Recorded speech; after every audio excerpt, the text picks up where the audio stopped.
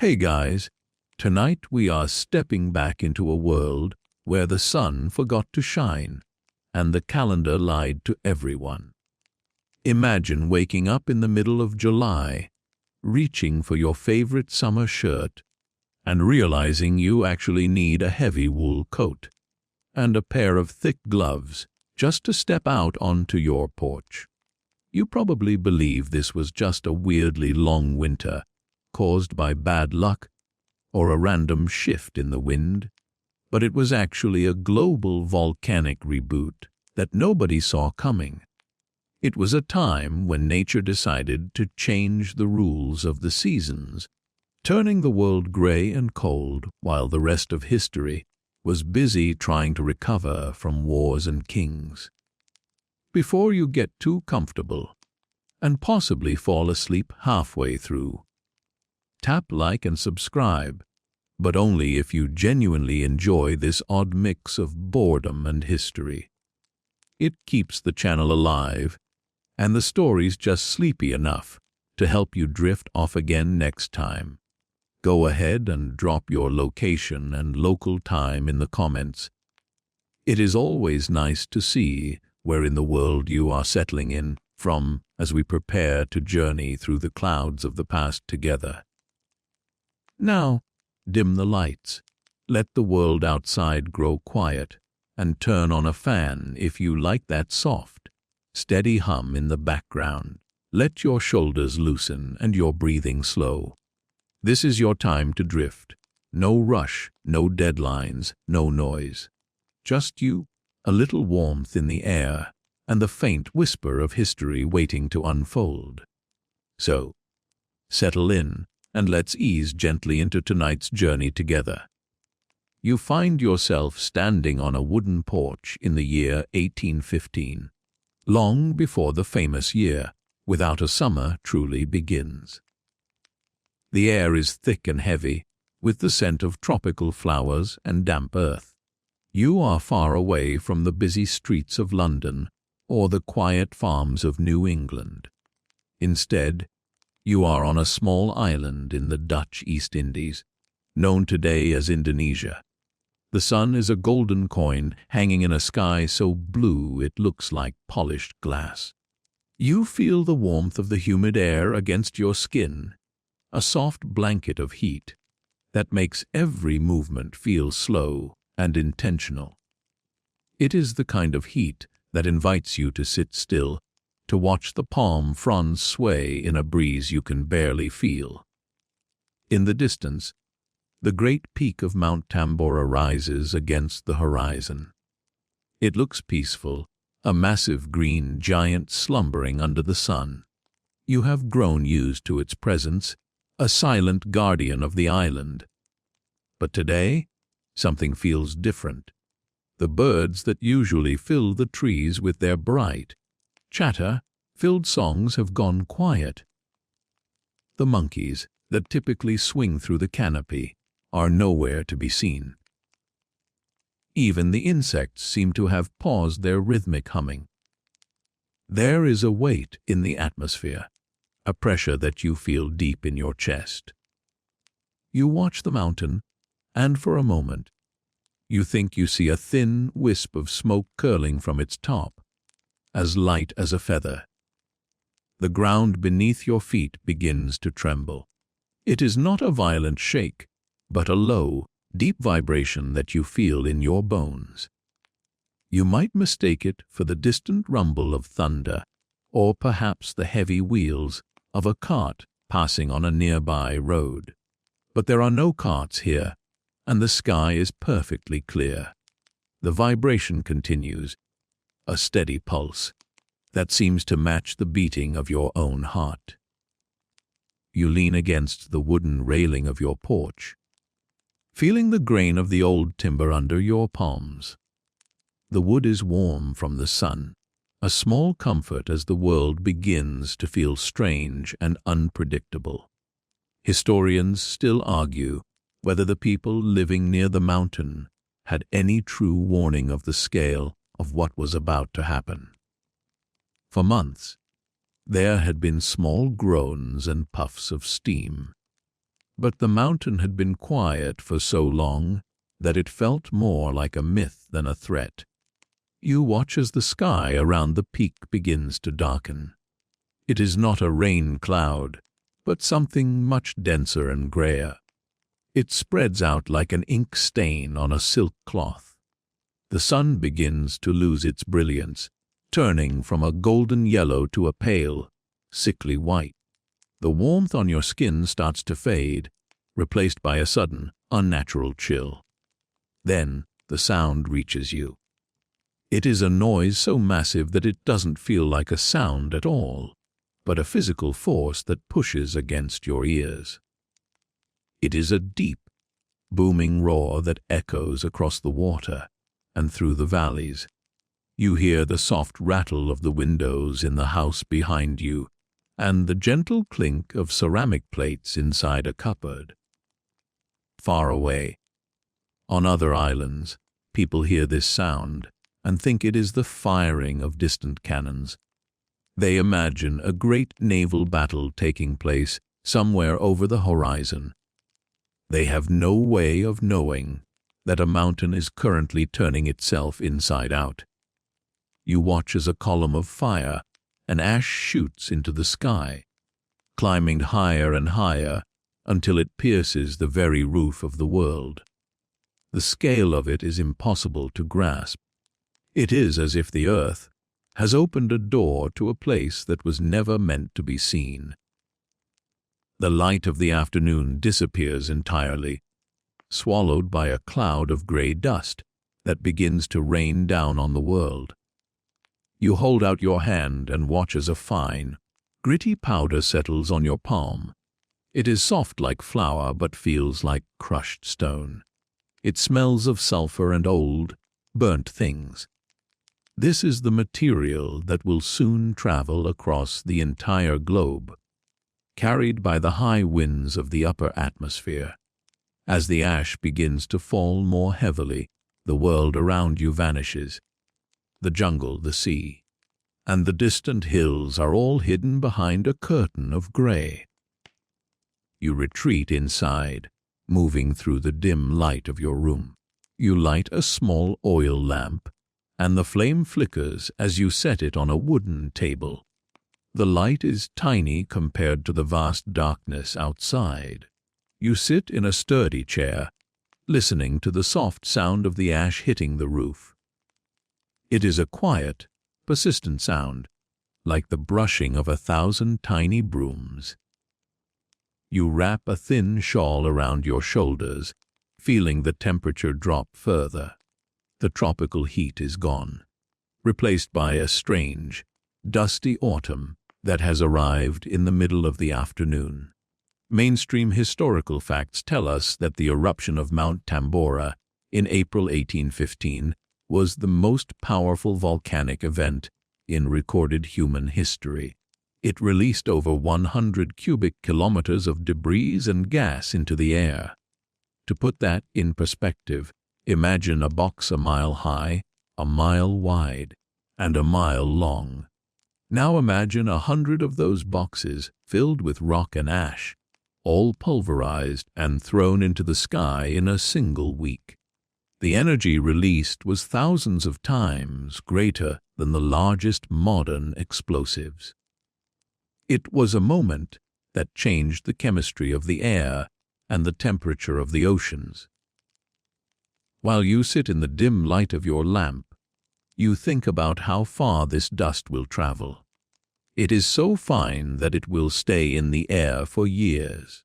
It will catch the fast, moving winds that circle the planet, spreading out like a veil of gauze. For now, though, you only know that the world feels smaller and quieter. You drift into a light sleep, the rhythmic sound of the falling ash acting as a lullaby. You dream of cold winds and gray skies, not knowing that your dreams are actually a preview of the year to come. Months pass in the blink of an eye, and the story shifts. You are no longer in the tropics. You are now in a cozy bedroom in a small town in New England. It is early 1816. The winter has been normal enough, with the usual snow and the familiar biting wind. You wake up in the morning and see the frost patterns on your window pane, looking like delicate ferns made of ice. You reach out and touch the glass, and the cold stings your fingertip. You pull your heavy quilts up to your chin, enjoying the warmth of the bed. Outside, you can hear the soft rustle of the wind in the bare branches of the oak trees. You get out of bed and walk across the cold wooden floor, your footsteps making a dull sound on the planks. You move to the kitchen and begin the slow process of starting a fire in the hearth. You arrange the kindling and strike a piece of flint against steel. The sparks fall into the dry wood, and soon a small, cheerful flame begins to grow. You watch the orange light dance against the stone walls. In 1816, this fire is your only source of heat and your only way to cook.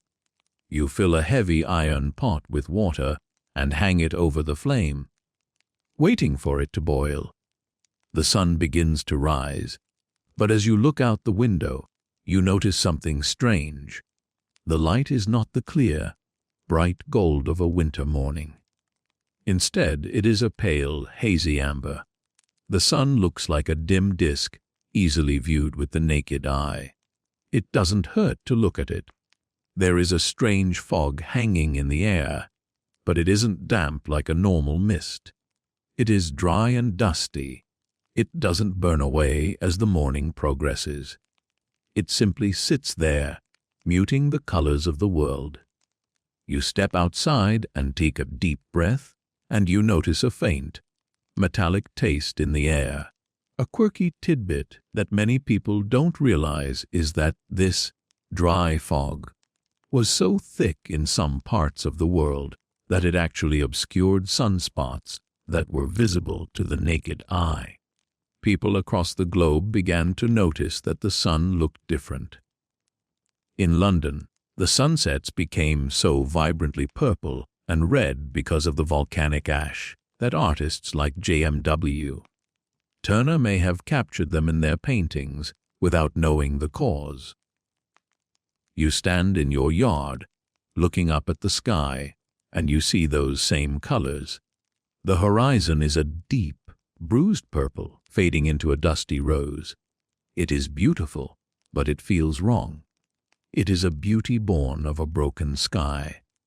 You trudge through the yard to the woodshed, your boots making a crisp sound on the frozen ground. You pick up a few logs of seasoned maple and head back inside. You are planning for the spring. You think about the seeds you have saved: corn, wheat, and beans. You imagine the green shoots pushing through the soil in a few months. But as you look at the hazy sun, you feel a lingering sense of unease.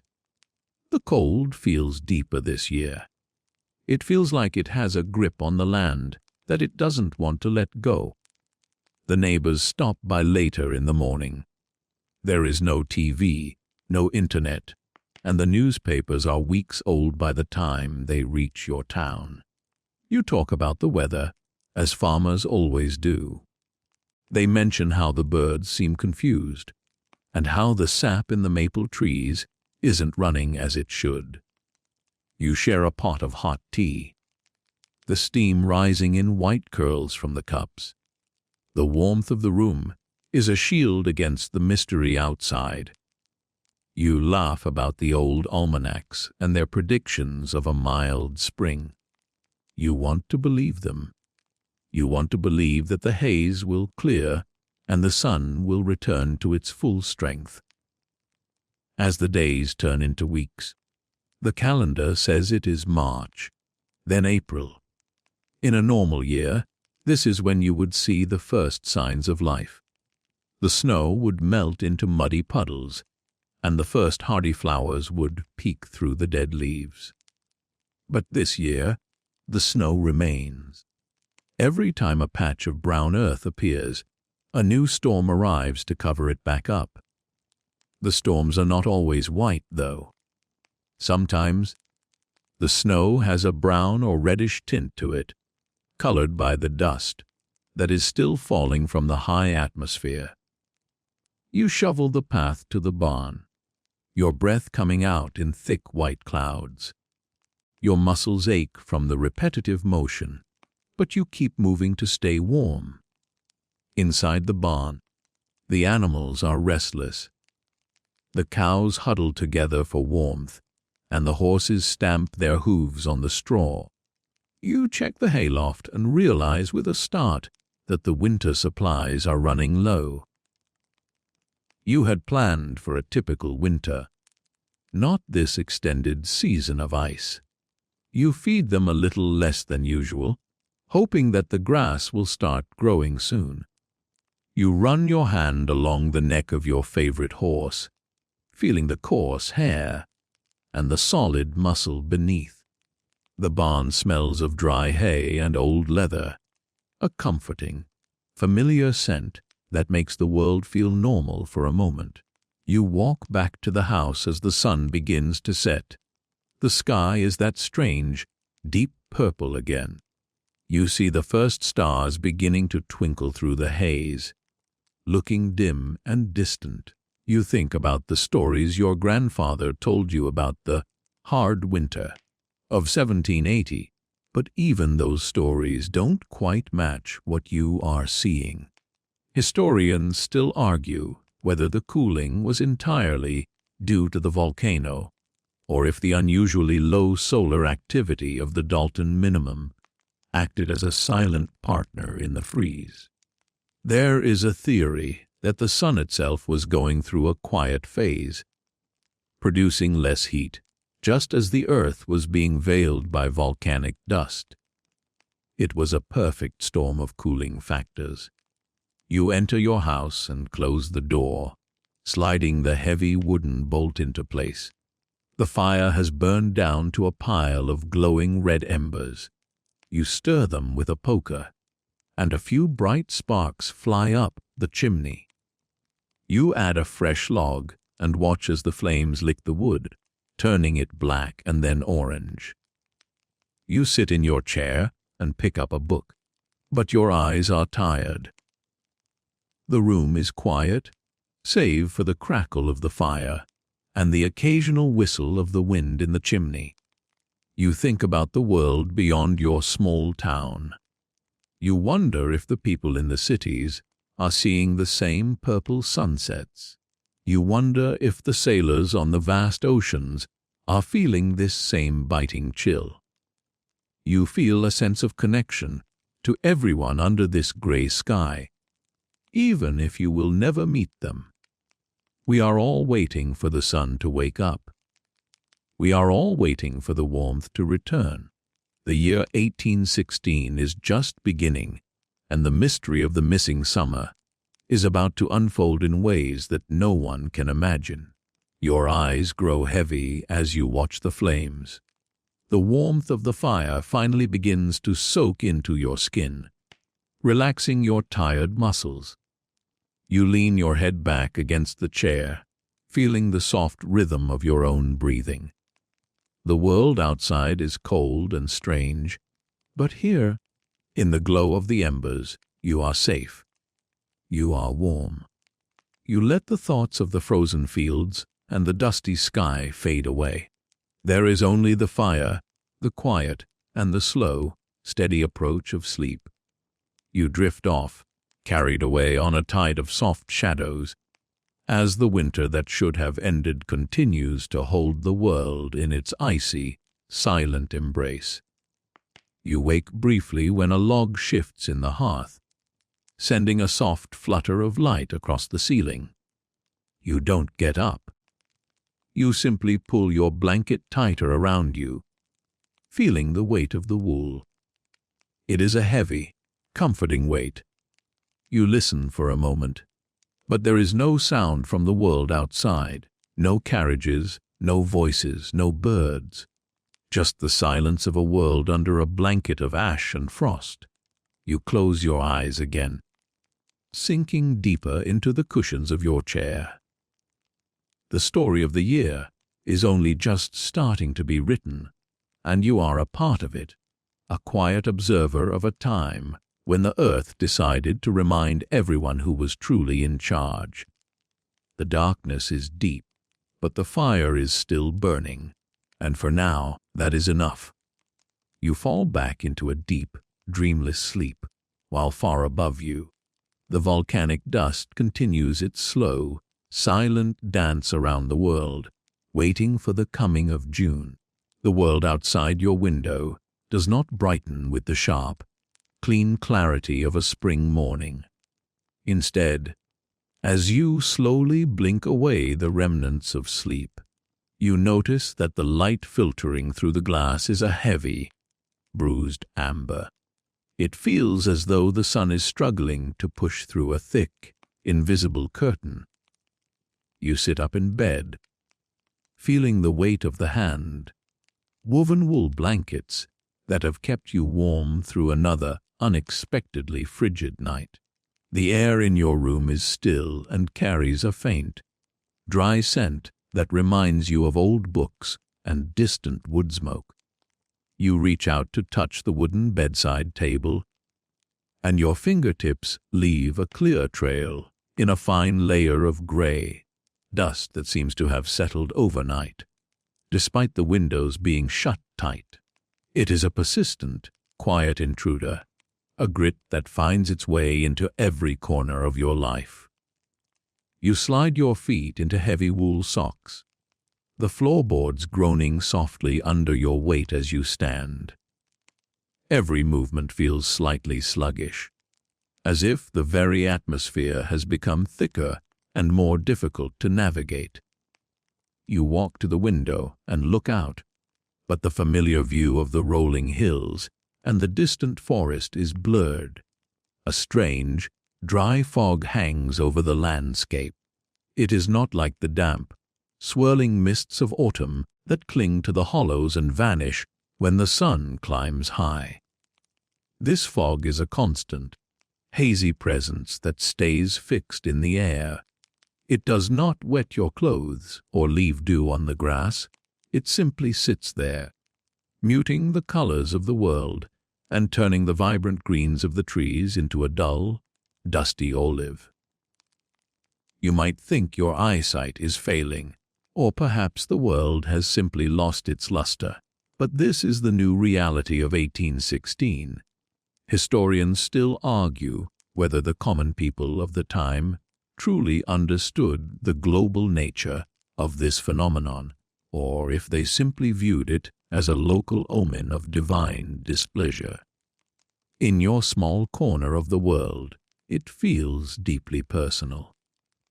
You go to the kitchen to begin your morning routine, moving with a practiced rhythm that requires no thought. You reach for the heavy iron kettle, its surface cold and slightly rough against your palm. As you fill it with water, you notice the surface of the water in the bucket has a thin, iridescent film on it, like oil on a puddle. You wonder if this is another gift from the hazy sky. Your weather app in 1816 is basically just a neighbor named Silas who stands by his fence, points at a particularly stubborn cloud, and sighs with the weight of 1,000 years of agricultural disappointment. There is no checking the forecast for a sunny break. There is only the observation of the shifting shades of gray. You light the fire, and the small, orange flames offer a flicker of cheer in the dim room. The wood catches slowly, the soft hiss of the sap echoing in the quiet kitchen. You sit by the hearth, waiting for the water to boil, and watch the way the light from the fire struggles to penetrate the hazy air of the room. It feels as if you are living inside a moody charcoal drawing, where every shadow is softened and every highlight is suppressed. If you ever wanted to live in a world that felt like a perpetual Sunday afternoon in November, 1816 has certainly delivered. You lean forward to stir the embers, and a few bright sparks fly up, dancing for a second before vanishing into the dark chimney. The warmth of the fire is a small victory against the lingering chill that seems to have seeped into the very stones of the house.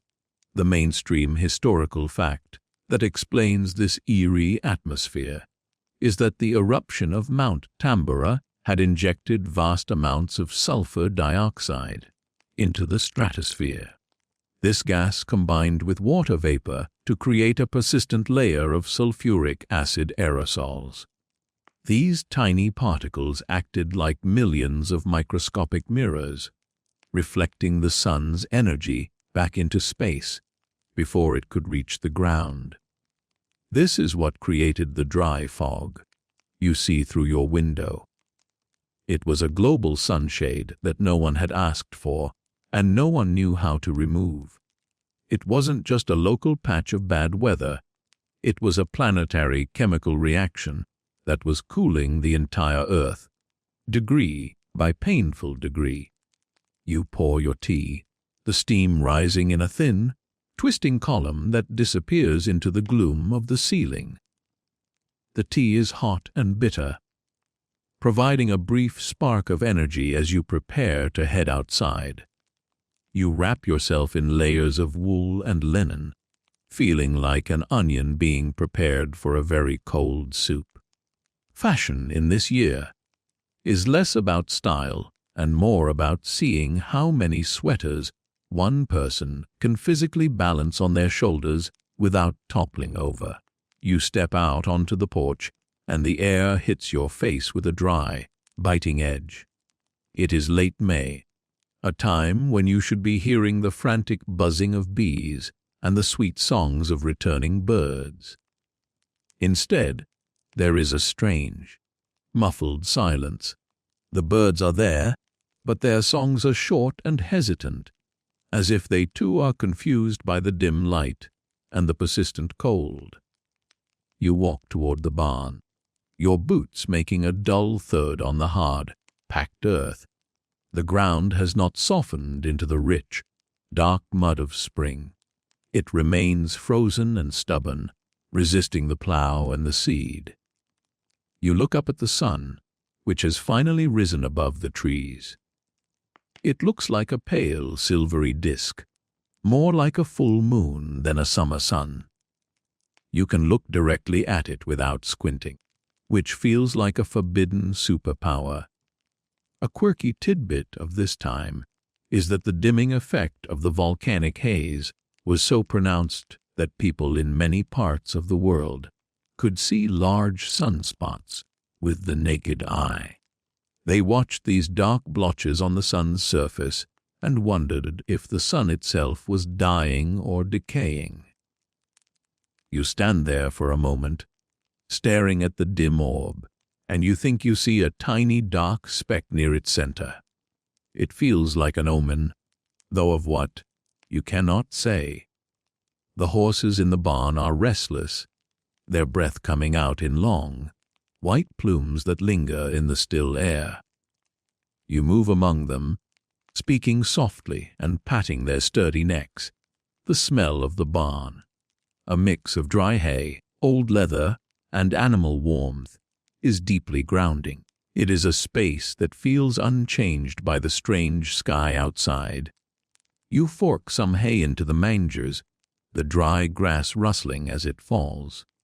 You are acutely aware of how slowly the hay pile is shrinking. Usually, the animals would be out in the pasture by now, grazing on the fresh spring grass. But the pasture is a dull, frost-bitten brown, offering no nourishment.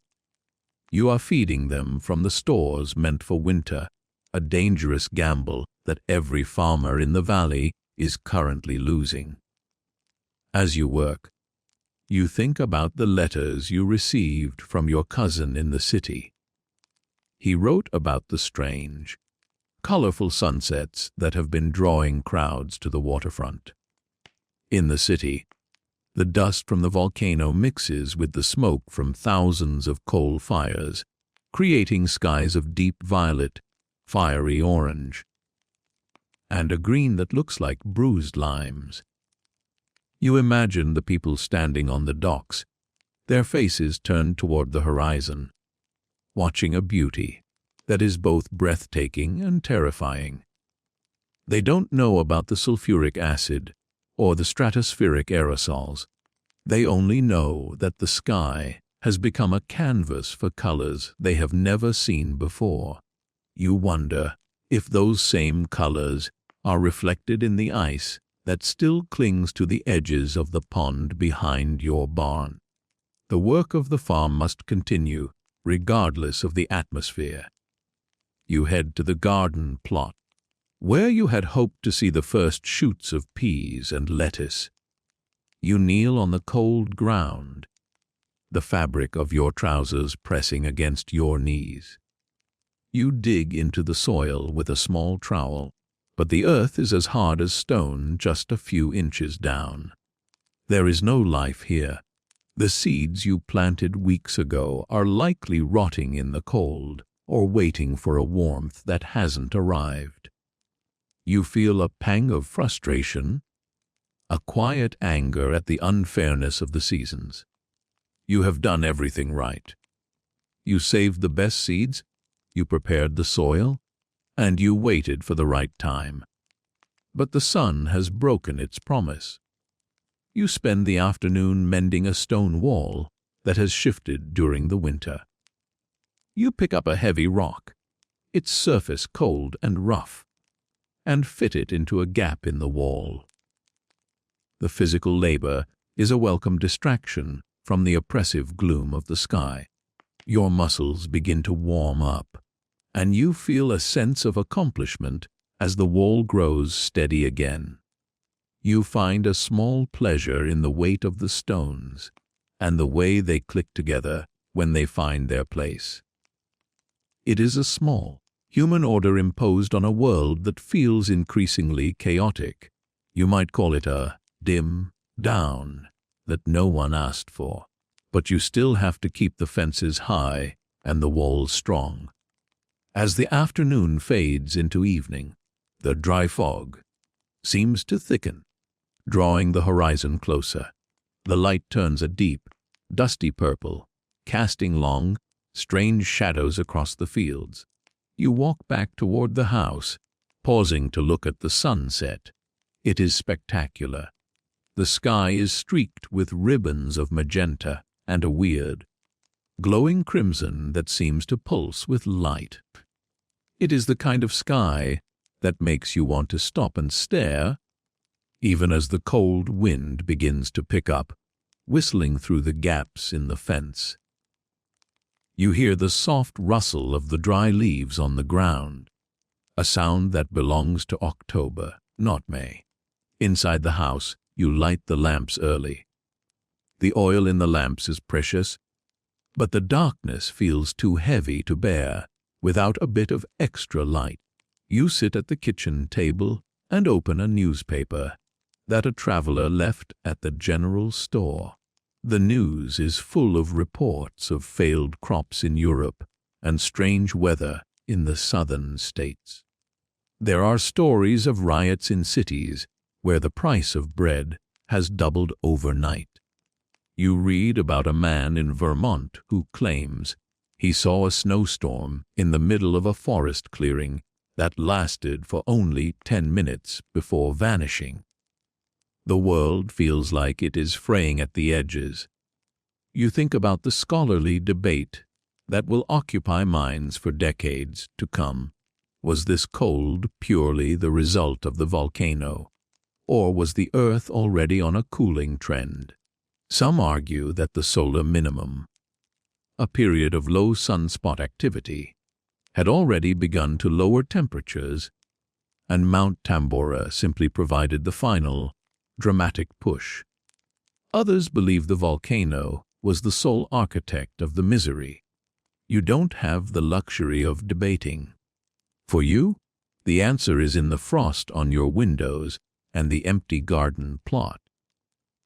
The cause matters less than the consequence, which is a hunger that is beginning to gnaw at the corners of the community. You prepare a simple supper of salt pork and dried beans. The meal is repetitive and lacks the freshness of spring, but it is filling. You eat slowly, savoring the warmth of the food. The house is quiet, the only sound being the rhythmic tick of the tall clock in the hallway and the occasional pop of a log in the stove. You find yourself listening for something, a sign that the world is returning to normal. You want to hear the sound of a warm rain against the roof, the kind of rain that smells of wet earth and life. But the only sound is the dry, thin wind and the silence of the dust. Laundry Day in 1816 has become a game of, will it dry or just turn into an ice sculpture? You look at the wash basin in the corner and decide it can wait another day. There is no point in hanging clothes outside when the air is full of grit and the temperature refuses to climb above freezing. You would only end up with shirts that are as stiff as boards and smelling of sulfur. You decide instead to spend the evening reading by the fire. You pull a book from the shelf, its leather cover cool and smooth. As you turn the pages, a fine puff of gray dust rises from the binding. You brush it away, a small reminder of the mountain halfway around the world that has decided to share its heart with you. The fire begins to die down, the orange glow receding into a deep, pulsing red. You feel the chill of the room beginning to return, creeping in from the corners and under the door. You bank the fire for the night, covering the glowing coals with ash to keep them alive until morning. You move through the house, checking the latches on the windows and making sure the blankets are ready. The dray fog outside is now a wall of total darkness, hiding the stars and the moon. You feel as though you are on a small island of light and warmth in a vast, cold sea. You climb back into bed, the sheets feeling crisp and cool against your skin. You pull the heavy quilts up to your chin, finding comfort in their familiar weight. You close your eyes and listen to the house settle, the wood creaking as it cools. You think about the sun, hiding behind its veil of acid and ash, and you hope that tomorrow it might shine just a little bit brighter. You imagine the dust settling, the sky clearing, and the first true day of spring finally arriving. But as you drift toward sleep, you know that the year without a summer has only just begun to show its teeth. The rhythm of your breathing slows, matching the quiet pulse of the sleeping house. You are tired in a way that goes beyond physical labor. It is a weariness of the spirit, a fatigue born of waiting for a season that refuses to arrive. But there is a resilience in the human heart, a stubborn refusal to give up on the promise of the earth. You will wake up tomorrow, you will light the fire, you will tend the animals, and you will watch the sky. You fall into a deep, heavy sleep, while outside, the dry fog continues to drift through the trees, a silent witness to a world held in a state of frozen expectation. The ash of Tambora is still high above you, circling the globe in a cold, silent embrace, and the morning will bring only another pale, dim sun. You dream of fields of golden wheat waving in a warm breeze, a dream that feels like a memory from a different life. In the dream, the sun is so bright it makes your eyes water, and the air is filled with the scent of blooming clover. You feel the heat on your back, a solid, honest warmth that sinks into your bones. But even in the dream, a thin, gray cloud begins to drift across the sun, and the wind turns cold. You wake for a moment, pulling the blanket tighter, and then sink back into the shadows, waiting for the light that never quite arrives. The dust is everywhere, a quiet reminder of the power of the earth to change everything in a single, fiery breath. You sleep on, a small figure in a vast, cooling world, holding on to the warmth of your fire and the hope of a summer that is currently lost in the clouds. The calendar on your wall insists that it is the month of June, a time that should be defined by the buzzing of honeybees and the heavy, sweet scent of lilacs drifting through open windows. In any other year, you would be waking up to a room filled with a warm, golden light that makes you want to kick off your blankets and step onto the cool grass with bare feet. But as you stir in the dimness of your bedroom, the air that greets your skin is not the balmy breath of summer. It is a sharp, crystalline cold that makes the tip of your nose feel numb. You breathe out, and a small, ghostly plume of white mist hangs in the air before your face, a sight that belongs in January, not the season of the solstice. You pull the heavy quilts back over your shoulders, feeling the rough texture of the wool against your chin. The house is silent, gripped by a chill that feels unnatural and heavy, as if the earth itself has forgotten how to tilt toward the sun. You eventually force yourself out of the nest of warmth, your feet finding the familiar wooden floorboards. They are like ice under your soles, sending a jolt of wakefulness through your body that no amount of coffee could match. You walk to the window, your movements slow and heavy, with a growing sense of dread. You scrape away a thin layer of frost from the glass, the ice yielding to your fingernail with a soft, dry sound. As the view clears, you don't see the lush green fields of a New England June. Instead, you see a world that has been bleached of color. A layer of heavy, wet snow covers the garden you so carefully planted just weeks ago. It clings to the vibrant green leaves of the corn shoots, bowing them toward the frozen earth. It blankets the apple blossoms, turning the delicate pink petals into icy, shriveled ghosts. It is a sight so misplaced that it feels like a dream, or perhaps a joke played by a very confused universe. Historians still argue whether the extreme weather fluctuations of this month were caused by the specific way volcanic ash interacted with the Atlantic jet streams, creating a blocking pattern that funneled Arctic air straight down into the heart of the temperate world. You don't know about jet streams or atmospheric pressure.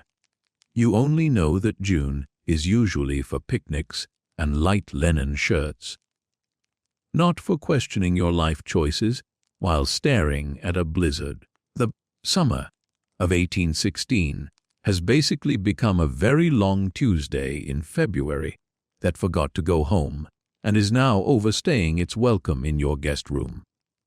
You turn away from the window and begin the grim task of dressing for a winter day that shouldn't exist. You pull on your thickest wool trousers, a heavy linen shirt, and a waistcoat, topping it all with a greatcoat that smells faintly of cedar and old winters. In the kitchen, the hearth is cold, its gray ashes a silent testament to the fire that died out while you slept.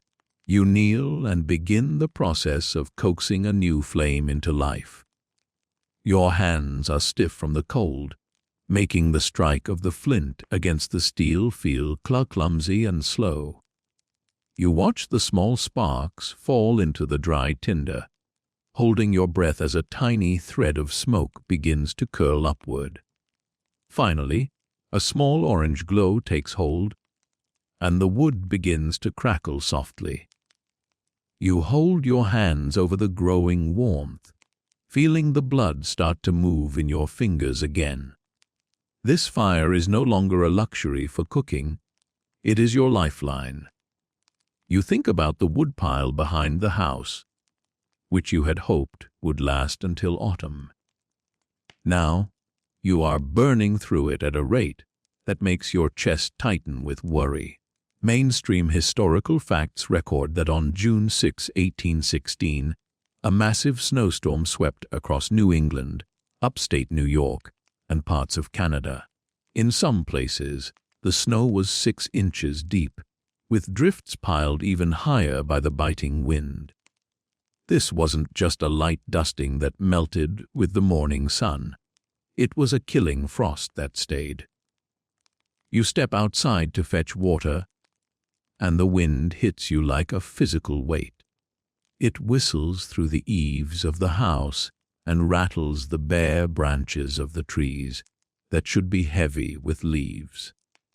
The air is thick with large, wet flakes of snow that melt against your cheeks, leaving trails of icy water that run down your neck. You trudge toward the well, your boots sinking into the slushy white mess that has replaced your spring grass.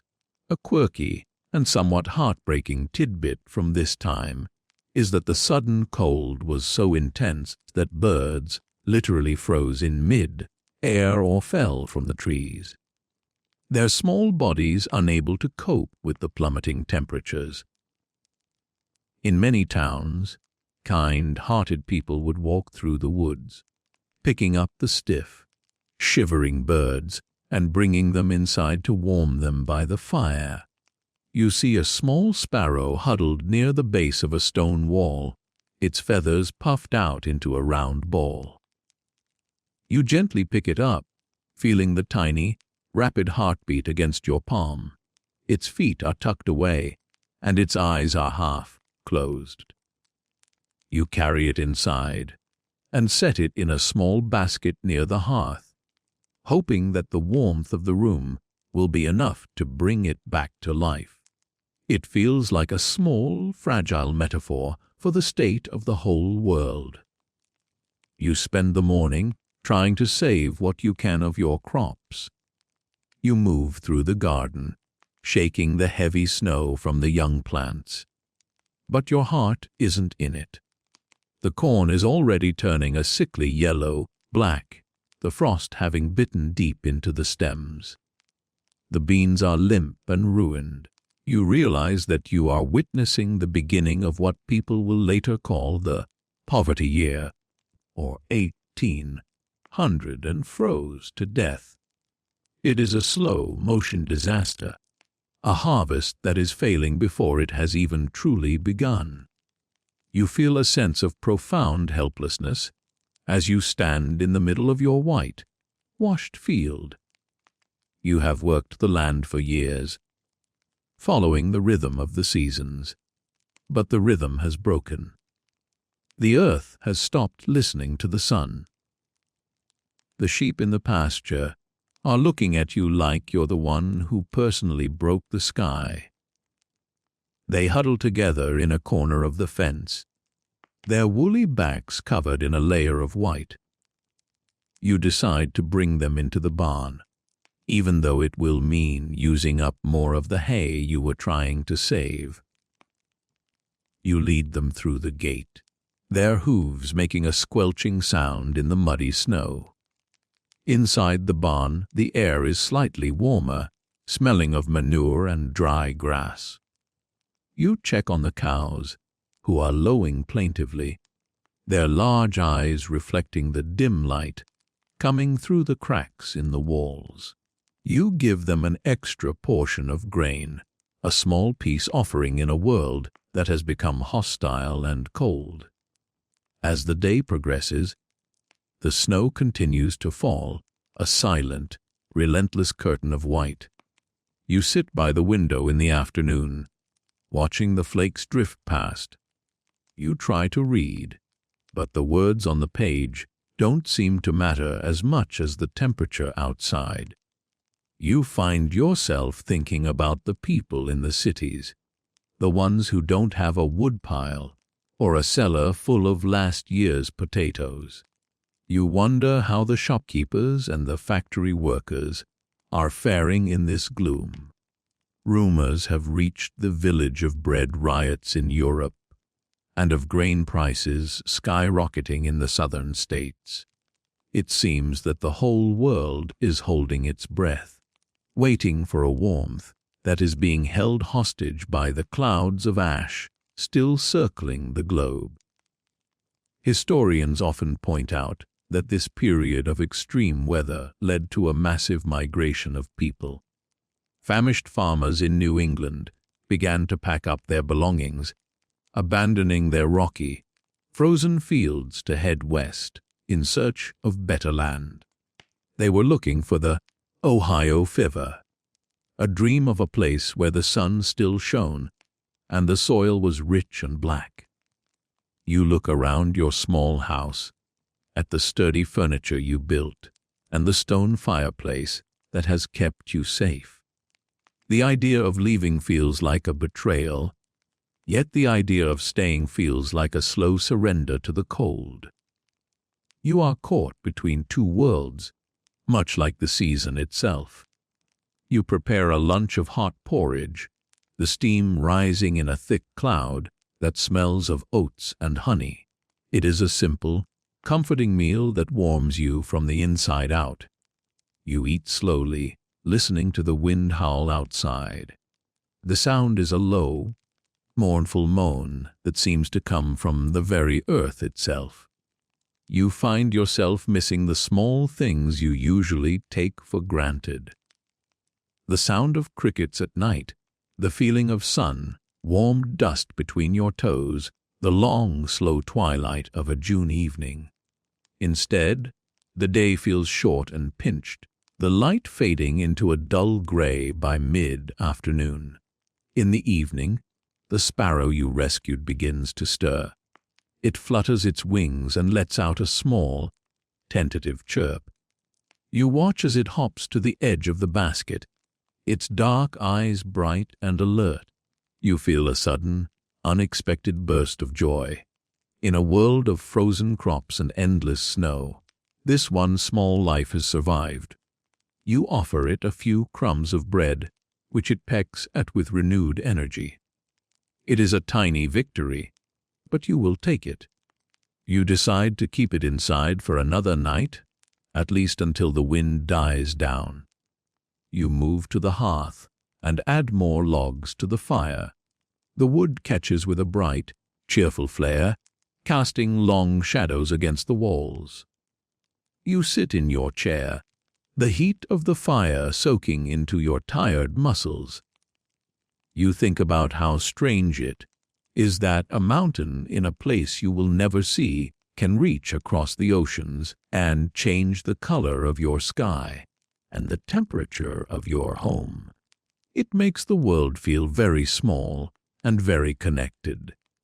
You realize that you are part of a global event, a shared experience of hardship and endurance that spans continents.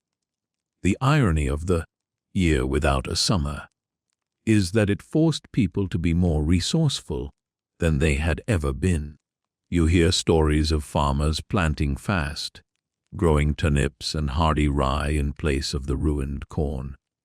You hear of neighbors sharing their last sacks of flour and of communities coming together to ensure that no one freezes in their beds.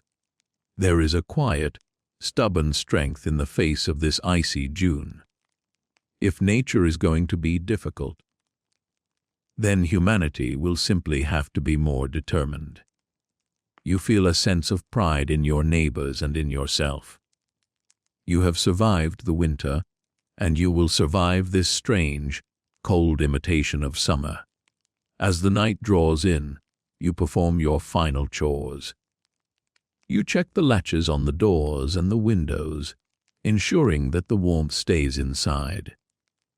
You peek into the barn one last time, the lantern casting a soft, yellow glow over the sleeping animals.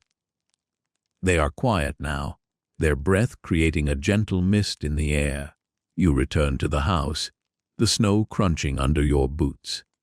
The sky is a deep, starless black, the dry fog, and the snow clouds hiding the moon.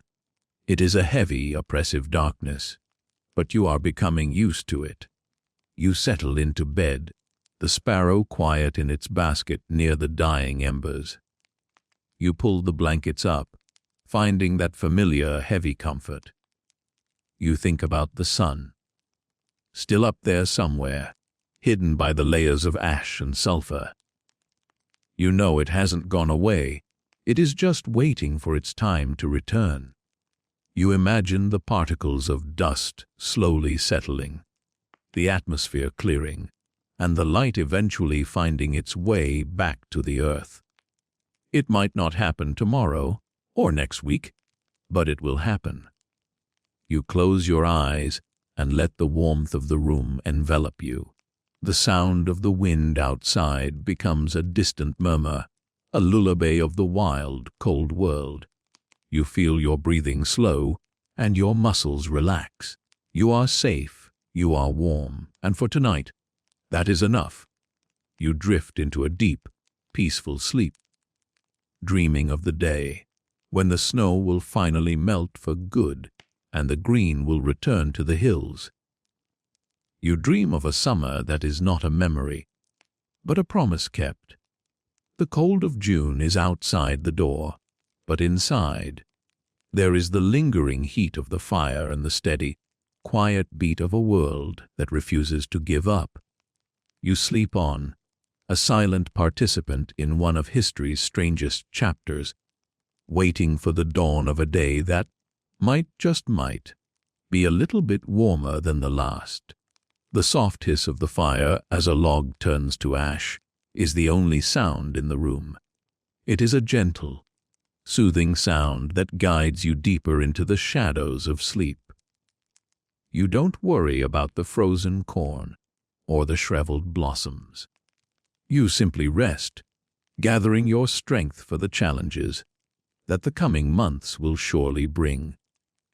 The world is changing, and you are changing with it, learning to find comfort in the small things and hope in the most unlikely places. Sleep comes easily now, a heavy, dreamless state that washes over you like a dark, quiet tide. You are a part of the history of the earth, a story written in ice and ash, but also in the warmth of a hearth and the resilience of a human spirit. Good night to the snow, and good night to the strange, cold June. The calendar on the wall says it is July, but the air inside your small kitchen feels like a drafty hallway in the middle of November. You sit at the wooden table, resting your chin on your hand as you stare at a single, wrinkled potato sitting in the center of a ceramic plate. This potato is one of the last few survivors from the previous year's harvest, a dusty relic of a time when the sun actually stayed out long enough to do its job. It looks a bit tired, much like you feel, but it represents the thin line between a full stomach and a very long, quiet evening of listening to your own pulse. You pick up a small knife, its blade dull but familiar, and begin to peel the skin away. The sound of the knife sliding through the vegetable is the only noise in the room, a soft, rhythmic scraping that matches the slow pace of your thoughts. Outside, the world is a confusing mix of seasons that can't decide which one is in charge. One moment, the sun peeks through the heavy gray clouds, offering a fleeting warmth that makes you think, just for a second, that the summer has finally arrived. But then, as quickly as a candle is blown out, the wind shifts. It brings a biting chill from the north, and within minutes, a light dusting of frost begins to coat the leaves of the stunted corn in your field. You might call it a very effective way to save money on ice for your drinks. If you actually had anything other than well water to drink, the summer of 1816 has turned into a long, drawn-out game of hide. and seek where the sun is winning by never showing up. You've replaced your light summer linens with 3 layers of wool, and you're starting to wonder if you'll eventually just be one giant ball of fabric rolling around the farm. You finish peeling the potato and drop the pieces into a heavy iron pot. The water inside is already starting to simmer, sending a small, thin cloud of steam into the air. You add a pinch of salt and a few dried herbs you gathered from the windowsill. In a normal year, your pantry would be overflowing with the first yields of the garden. You would have baskets of peas, crisp lettuce, and perhaps some early berries. But this year, the garden is a graveyard of good intentions. You walked through the rows earlier this morning, your boots making a squelching sound in the cold, muddy earth. The pea vines are limp and black, bitten by a frost that arrived in the middle of a Tuesday night. The lettuce never even poked its head above the soil, as if it knew better than to come out into this gray, refrigerated world. Historians still argue whether the lack of government intervention during this food crisis was due to a lack of resources or a strict adherence to the economic theories of the time. While those in power debated in distant cities, you and your neighbors are left to figure out how to turn a handful of dried beans and some stubborn hope into a week's worth of meals. You hear that in some parts of the country, the price of grain has increased by 8 times its normal cost. It is a mainstream historical fact that 1816 saw the highest grain prices of the 19th century, leading to what many called the poverty year.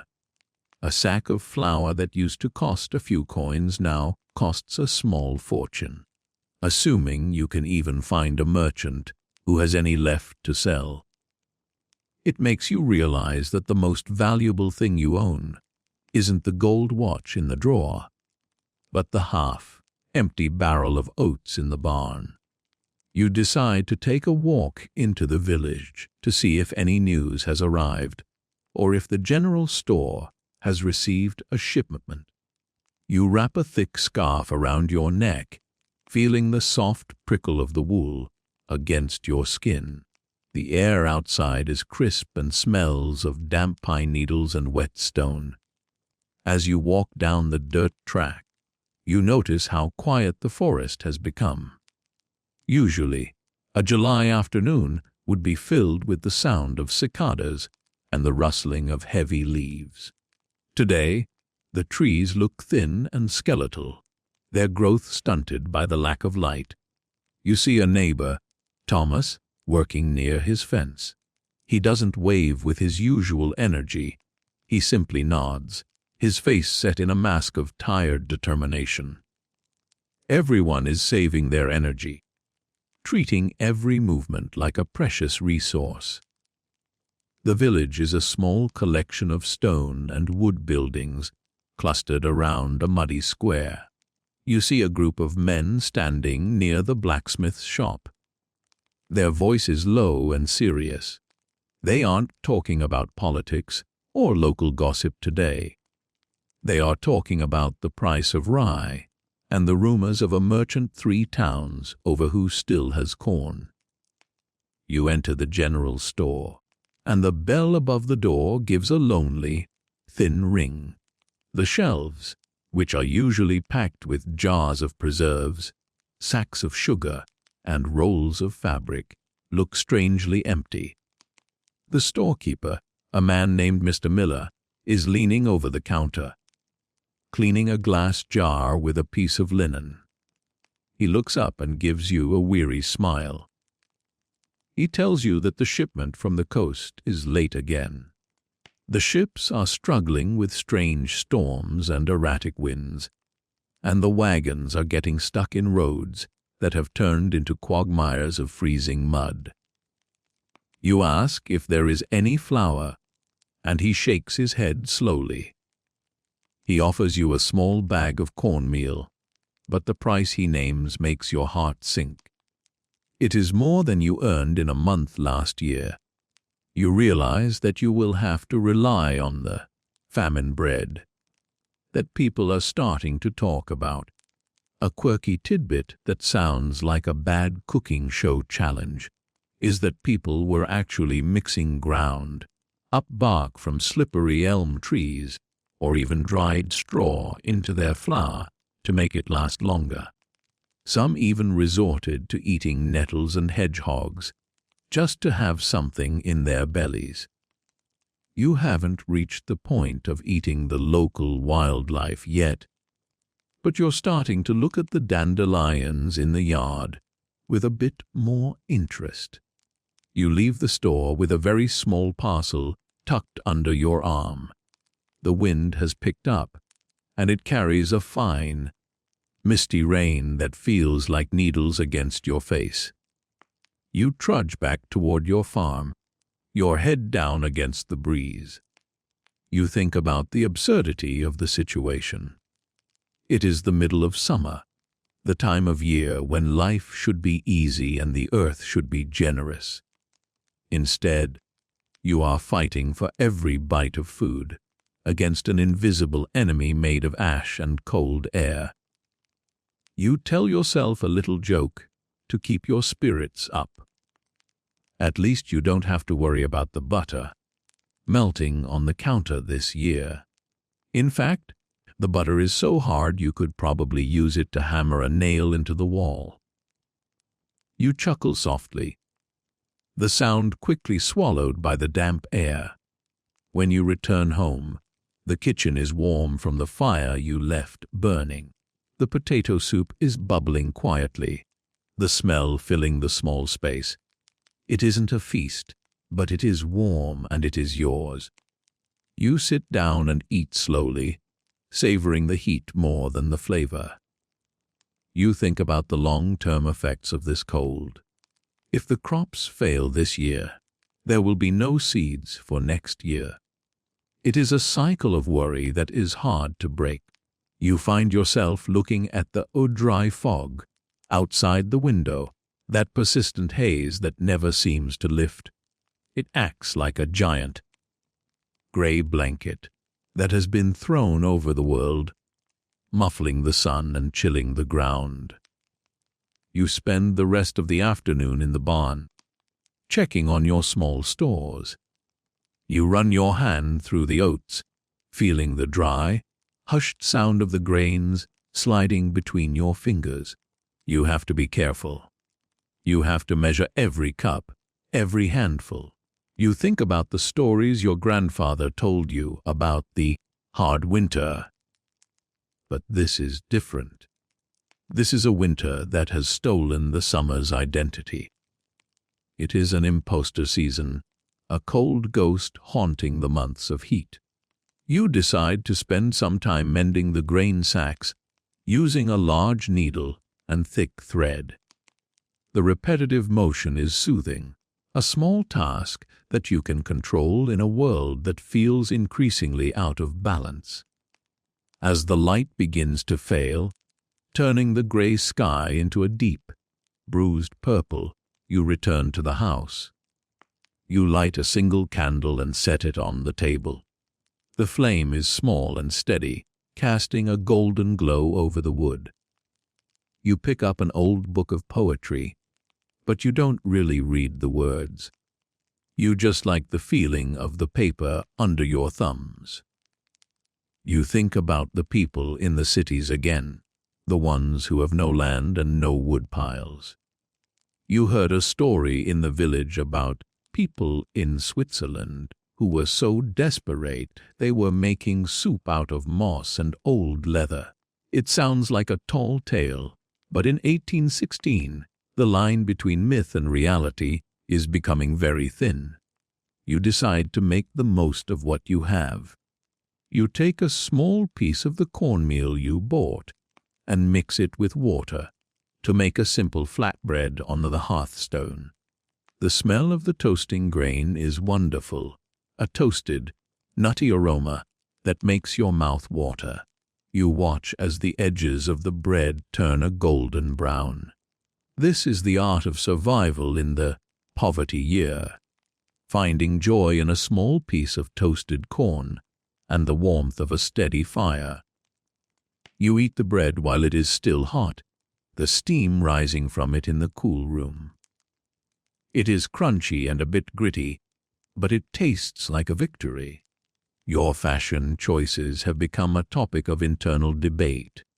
Today, you are wearing a heavy coat over a wool vest, which is over a flannel shirt, which is over a linen tunic. You feel a bit like a human nesting doll.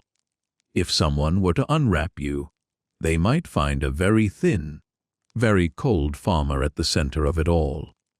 You imagine a future where people complain about a cold summer because it rained during their vacation, and you wish you could send them a single July snowflake just to put things in perspective. The New England tan. This year isn't a golden glow, it's just a slightly more translucent shade of pale, caused by staying inside near the fire for 3 months straight.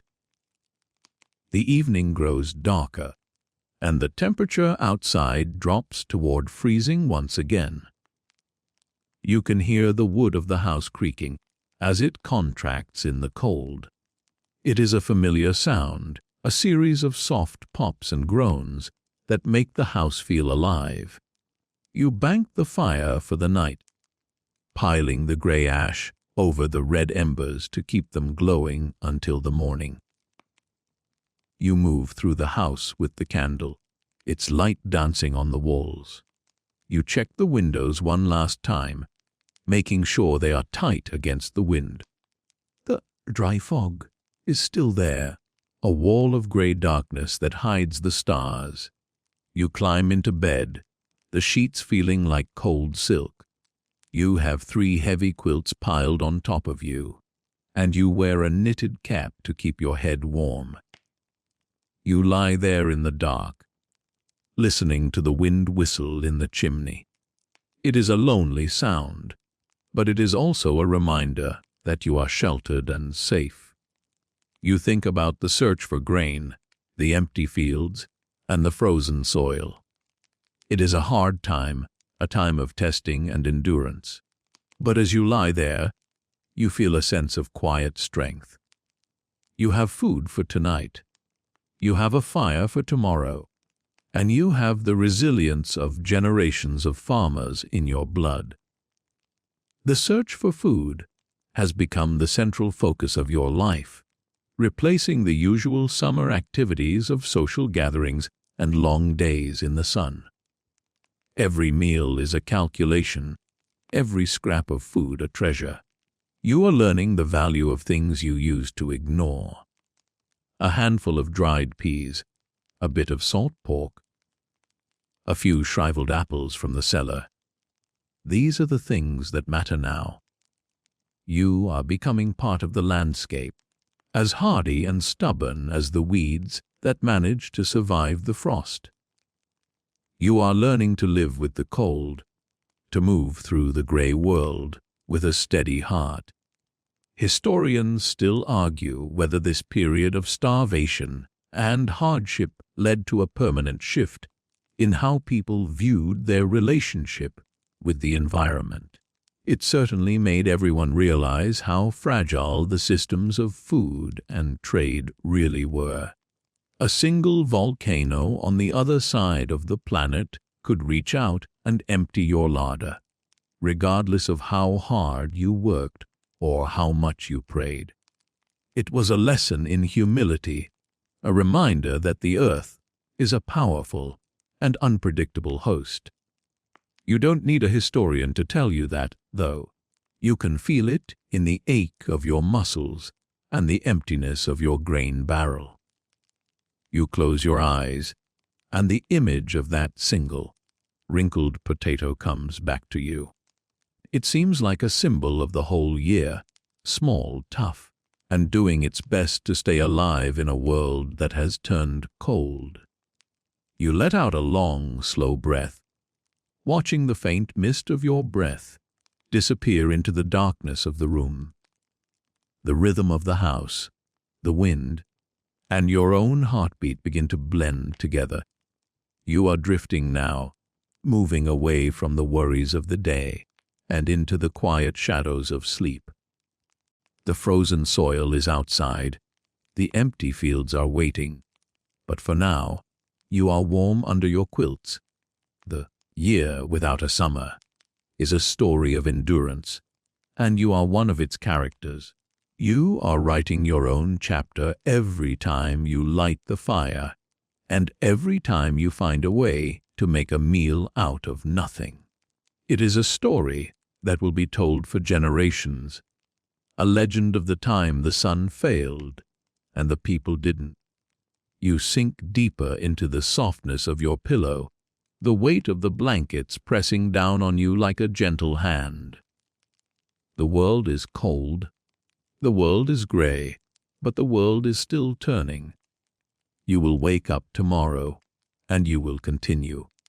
You will look for grain, you will tend the fire, and you will wait for the light. The last thing you hear before you fall into a deep sleep is the soft, distant hoot of an owl. It is a lonely, haunting sound that seems to perfectly capture the mood of this strange, frozen July. It is the sound of a world that is still alive, despite the ash and the frost. You smile into the darkness, a small, secret smile of defiance. The summer might be missing, but you are still here. You fall into a dreamless sleep, wrapped in the warmth of your own resilience, while the volcanic dust continues its silent, cold patrol in the high, dark sky above your home. You leave the frozen fields of the New England farm behind, letting your mind drift across the vast, churning Atlantic toward the jagged peaks of the Swiss Alps.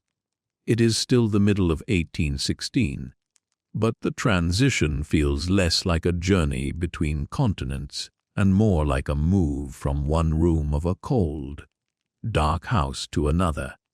You find yourself standing on the shores of Lake Geneva, a place that is usually a shimmering blue jewel of the European summer. In a normal year, the water would be crystal clear, reflecting the white caps of the mountains and the bright, warm sun.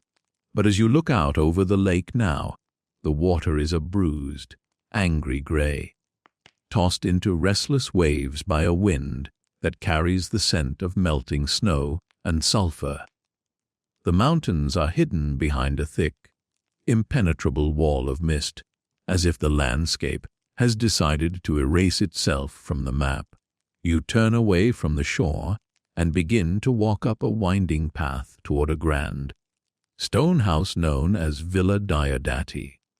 The rain is your constant companion here, just as the snow was back in the mountains of the west. It is not a gentle, refreshing summer rain that brings life to the fields. It is a relentless, heavy deluge that turns the soil into a thick slurry of mud and makes the very air feel like a damp wool blanket. You pull your heavy cloak tighter around your shoulders, the fabric already heavy with moisture. Your boots make a soft, rhythmic squelching sound as you climb, a sound that seems to echo the steady heartbeat, like drumming of the rain against the leaves of the trees. The world feels small, confined to the few yards of visible path ahead of you, while the rest of history is swallowed by the gloom. You reach the heavy oak door of the villa and push it open, stepping into a hallway that smells of old wood, beeswax, and wood smoke. The interior is a world of deep shadows and flickering golden light. You move toward the main salon, where a fire is roaring in a massive stone hearth. The warmth hits your face like a physical blessing, a sharp contrast to the biting chill outside. You see a group of young people gathered around the fire, their faces illuminated by the orange glow of the embers. These are not simple farmers or village shopkeepers. These are some of the most brilliant and restless minds of the age. There is Lord Byron, the famous poet, who seems to carry his own personal cloud of drama wherever he goes. There is Percy Bysshe Shelley, a dreamer with eyes that always seem to be looking at something just beyond the horizon, and Mary Godwin, the brilliant young woman who will soon become his wife. Historians still argue whether the bleak, oppressive landscape of 1816 was the primary catalyst for the birth of the modern horror genre, or if these writers would have found their monsters regardless of the weather. It is a fascinating debate, but as you stand in the corner of the room, watching the rain lash against the tall windows, it feels impossible to separate the stories from the storm. The summer in Switzerland has basically become a very high-end, very literary version of being trapped in a basement during a power outage. You have the finest wine, the best books, and the most talented company, but you are still essentially a prisoner of the volcanic ash. Spending a summer with Lord Byron probably felt like being trapped in an elevator with a very dramatic, very talented cloud that insisted on reciting poetry about its own tragic destiny. You find a comfortable velvet chair in the shadows and settle in, letting the warmth of the room and the low murmur of voices wash over you. The mainstream historical fact that defines this period in Europe is that the crop failures caused by the cold led to a massive famine, earning 1816 the nickname, the Year of Beggars.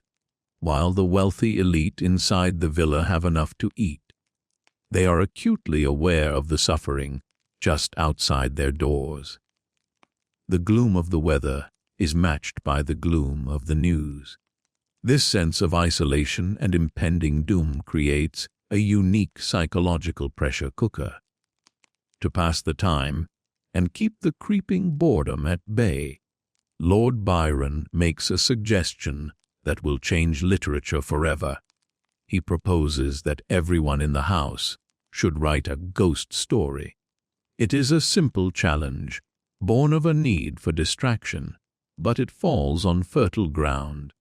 A quirky and somewhat eerie tidbit is that the group spent their nights reading from a book called Phantasmagoriana, a French translation of German ghost stories.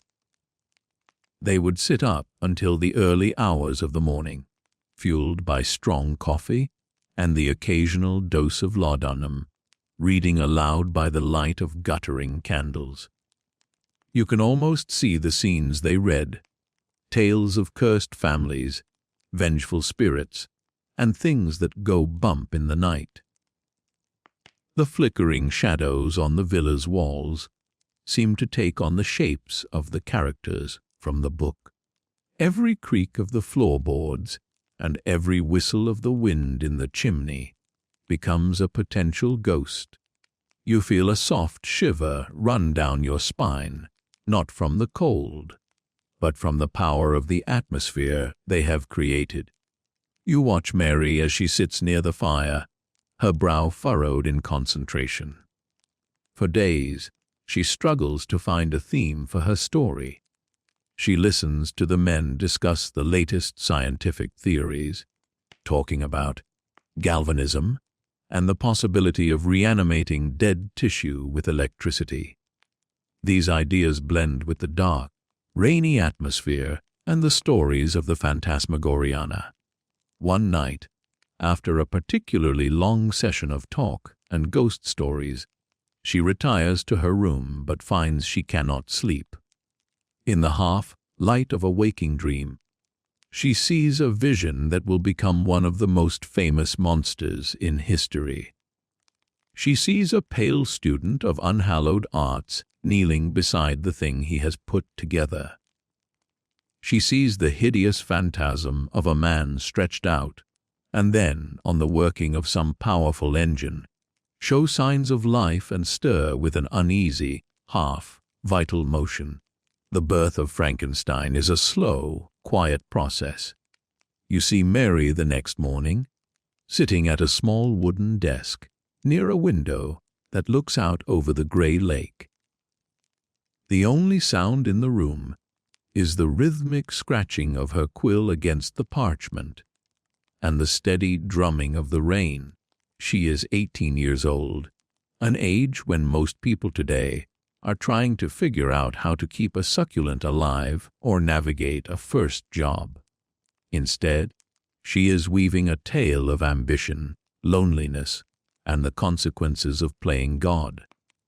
The volcanic ash from a mountain thousands of miles away has created the perfect laboratory for her imagination. The lack of sun has made the world feel like a place where the normal rules of life and death might be suspended. While Mary writes of her monster, Lord Byron is busy capturing the apocalypse in verse. He writes a poem called Darkness, which describes a world where the sun has been extinguished and the stars wander darkling in the eternal space, rayless and pathless. It is a chillingly accurate description of how 1816 feels to the people living through it. He writes of how men forgot their passions in the dread of this their desolation, and how all hearts were chilled into a selfish prayer for light. You listen as he recites a few lines, his voice low and resonant, blending with the sound of the storm. The poem isn't just a work of fiction, it is a reflection of the actual sky outside the villa. The dry fog and the purple sunsets have found their way into the very heart of the Romantic movement. There is another member of the group, Dr. John Polidori, Byron's personal physician, who is also taking part in the challenge. While Byron and Shelley often overshadow him, Polidori is busy working on a story that will give birth to another legendary figure. He takes a fragment of an idea from Byron and develops it into the vampire. This is not the monstrous, bat-like creature of folklore, but a sophisticated, aristocratic predator, the blueprint for every vampire story that will follow, from Dracula to the modern day. You see him scribbling in his notebook, his eyes darting toward Byron every now and then. There is a tension in the room, a mix of creative energy and personal rivalries that is as thick as the mist on the lake. The irony of this dark summer is that it produced some of the most enduring light in the world of literature. If the sun had been shining and the weather had been fair, these friends would likely have spent their days boating on the lake, hiking in the mountains, and enjoying the typical pleasures of a Swiss holiday. Frankenstein might never have been written. The modern vampire might never have been born. The year without a summer acted as a giant global filter, stripping away the distractions of the physical world and forcing these writers to look inward, into the shadows of the human soul. You realize that you are witnessing a moment where catastrophe is being transformed into art. As the days turn into weeks, the villa becomes a world unto itself. The routine is set by the weather. Breakfast is a quiet affair, with everyone lingering over their tea and looking out at the rain. The afternoons are for writing, the quiet interrupted only by the occasional sigh or the sound of a page being turned. The evenings are for reading and conversation, the group huddled around the fire as if it were the last light in the universe. You find yourself becoming part of this rhythm. You learn to appreciate the subtle variations in the shade of gray outside. You find comfort in the weight of the heavy curtains and the solid strength of the stone walls. Your own fashion has adapted to the villa life. You are wearing a heavy velvet robe over your clothes, a garment that feels like a warm hug from a very expensive ghost. You have a pair of soft leather slippers that make no sound on the rugs. You look like a character in a Gothic novel, which is fitting, considering you are currently living inside one. You imagine a future where people pay large amounts of money for atmosphere in their homes, and you wish you could tell them that all they really need is a massive volcanic eruption and a complete lack of central heating.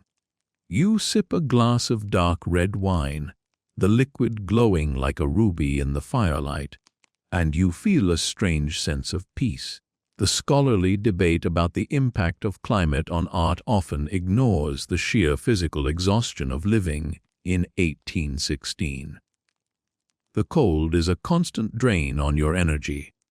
It makes your joints ache and your thoughts move more slowly. But it also creates a sense of shared experience. Everyone in the villa is in this together. They are all waiting for the same sun and shivering in the same drafts. This common hardship strips away the pretenses of social rank and allows for a deeper, more raw connection. You see Shelley and Byron debating philosophy, their voices rising and falling in a rhythmic dance. They are trying to make sense of a world that has suddenly become unpredictable and harsh. The Year of Beggars continues to cast a long shadow over the continent. Reports reach the villa of thousands of people wandering the roads of Europe, searching for food and shelter. In Switzerland, the government is struggling to provide for the starving population. This reality is never far from the minds of the writers.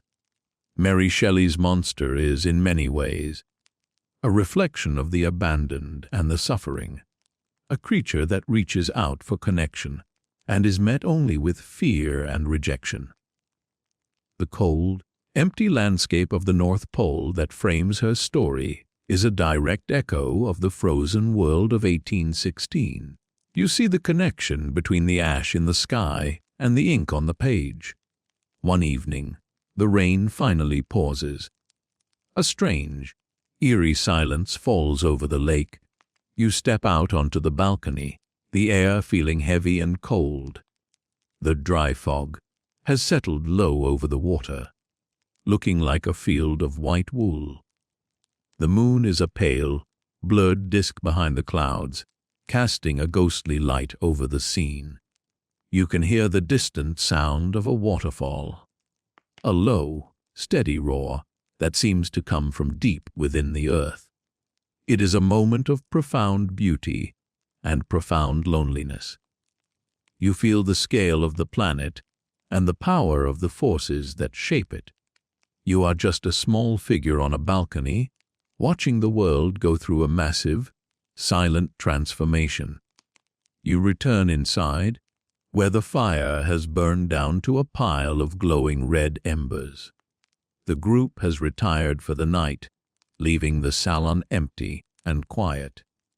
You sit by the hearth for a while, watching the last of the flames dance against the soot, blackened stones.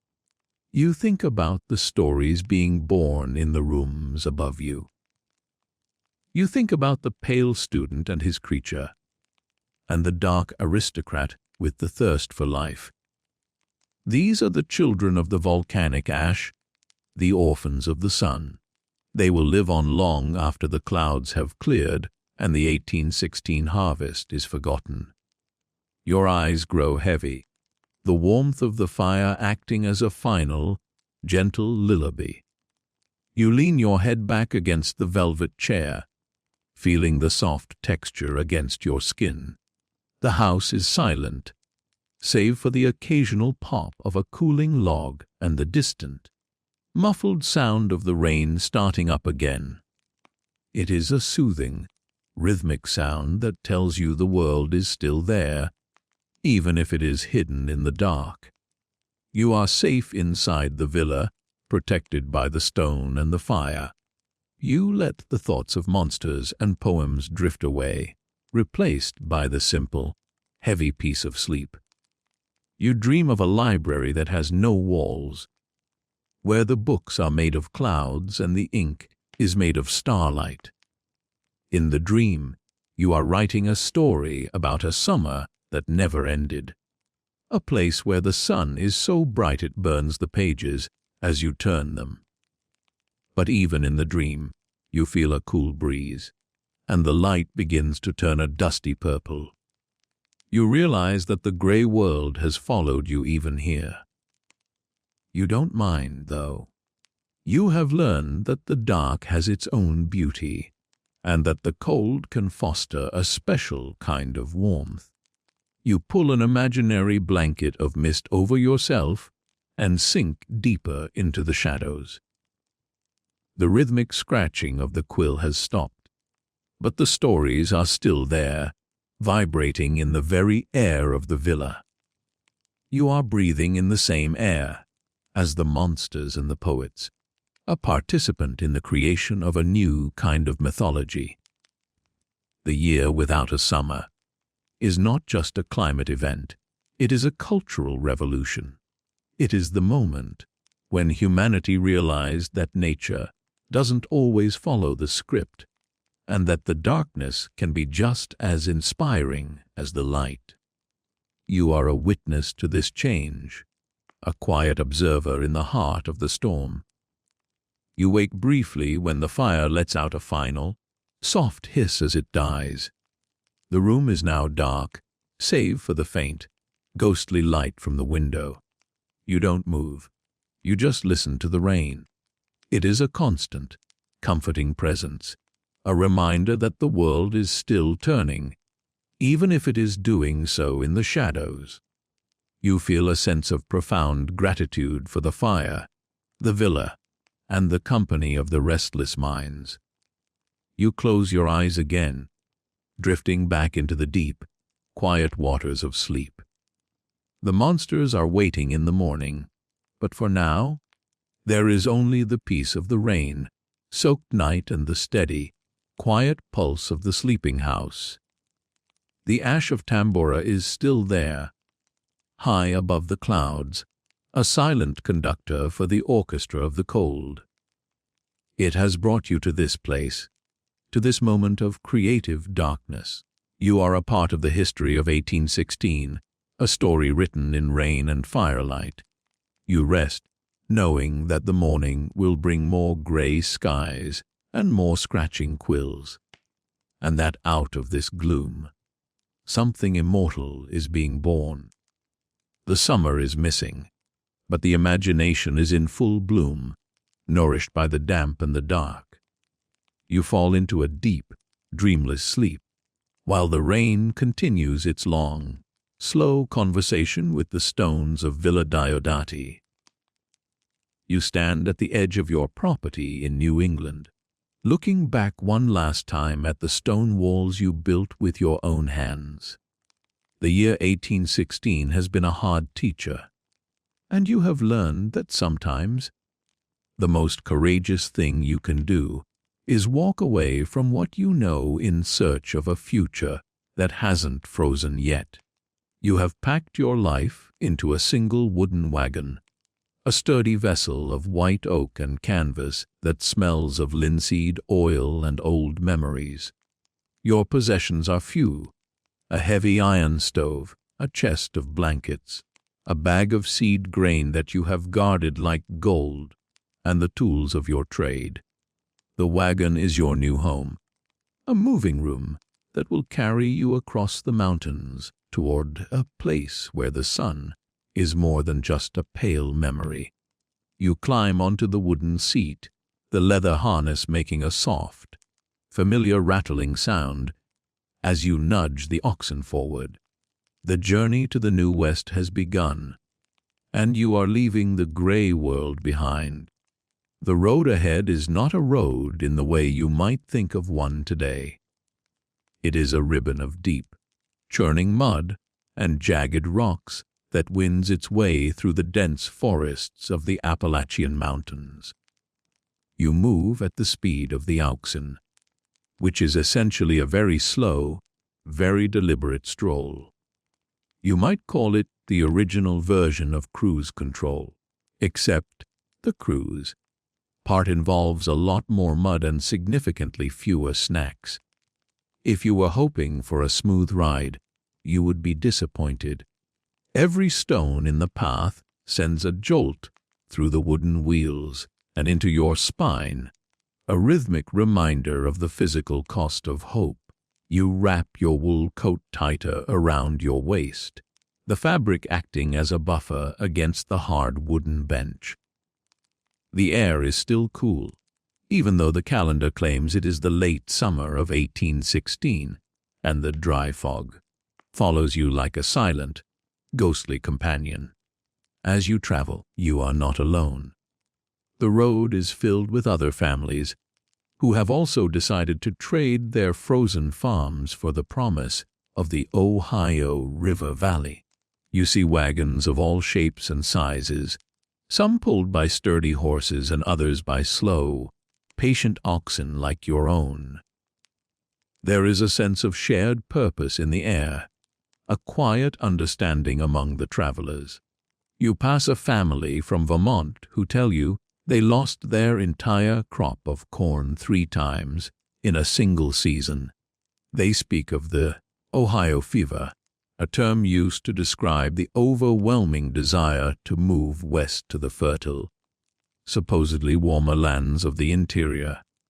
It isn't a medical fever that you can treat with soup and rest. It is a desperate, driving need for a fresh start in a place where the earth still remembers how to be green. You find yourself traveling through a landscape that feels like it belongs to another world. The trees are thin and their leaves are a pale, sickly yellow, even in the middle of August. The frost has visited these high mountain passes almost every night, leaving a thin, brittle layer of white on the moss and the ferns.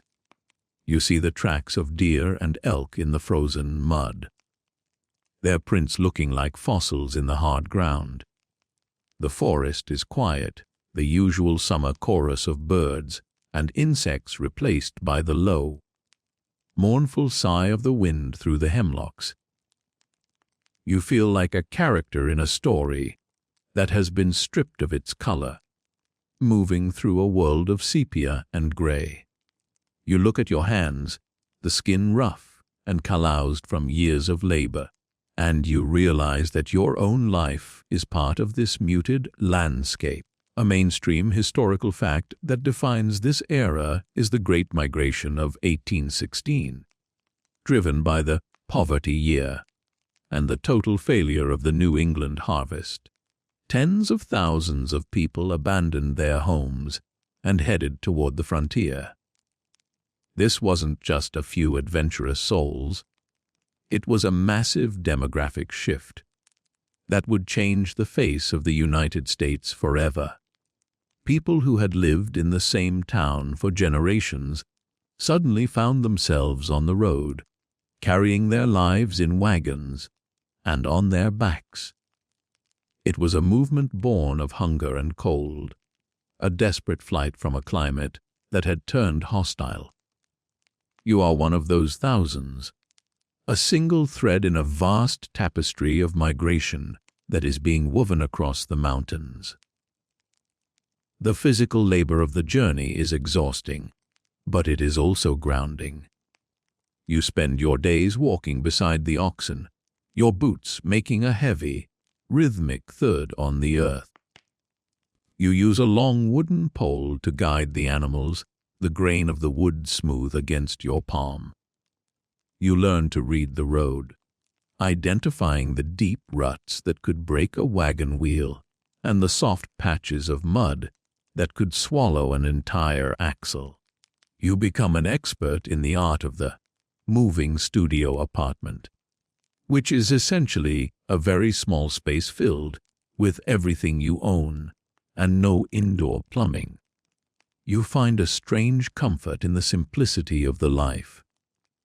Your world has narrowed down to the road ahead, the health of your oxen, and the warmth of the fire you build each evening. A quirky and fascinating tidbit from this time period relates to the lack of food for livestock. Because grain was so scarce and expensive, many people could not afford to feed their horses, and many of the animals died of starvation or were sold for a pittance.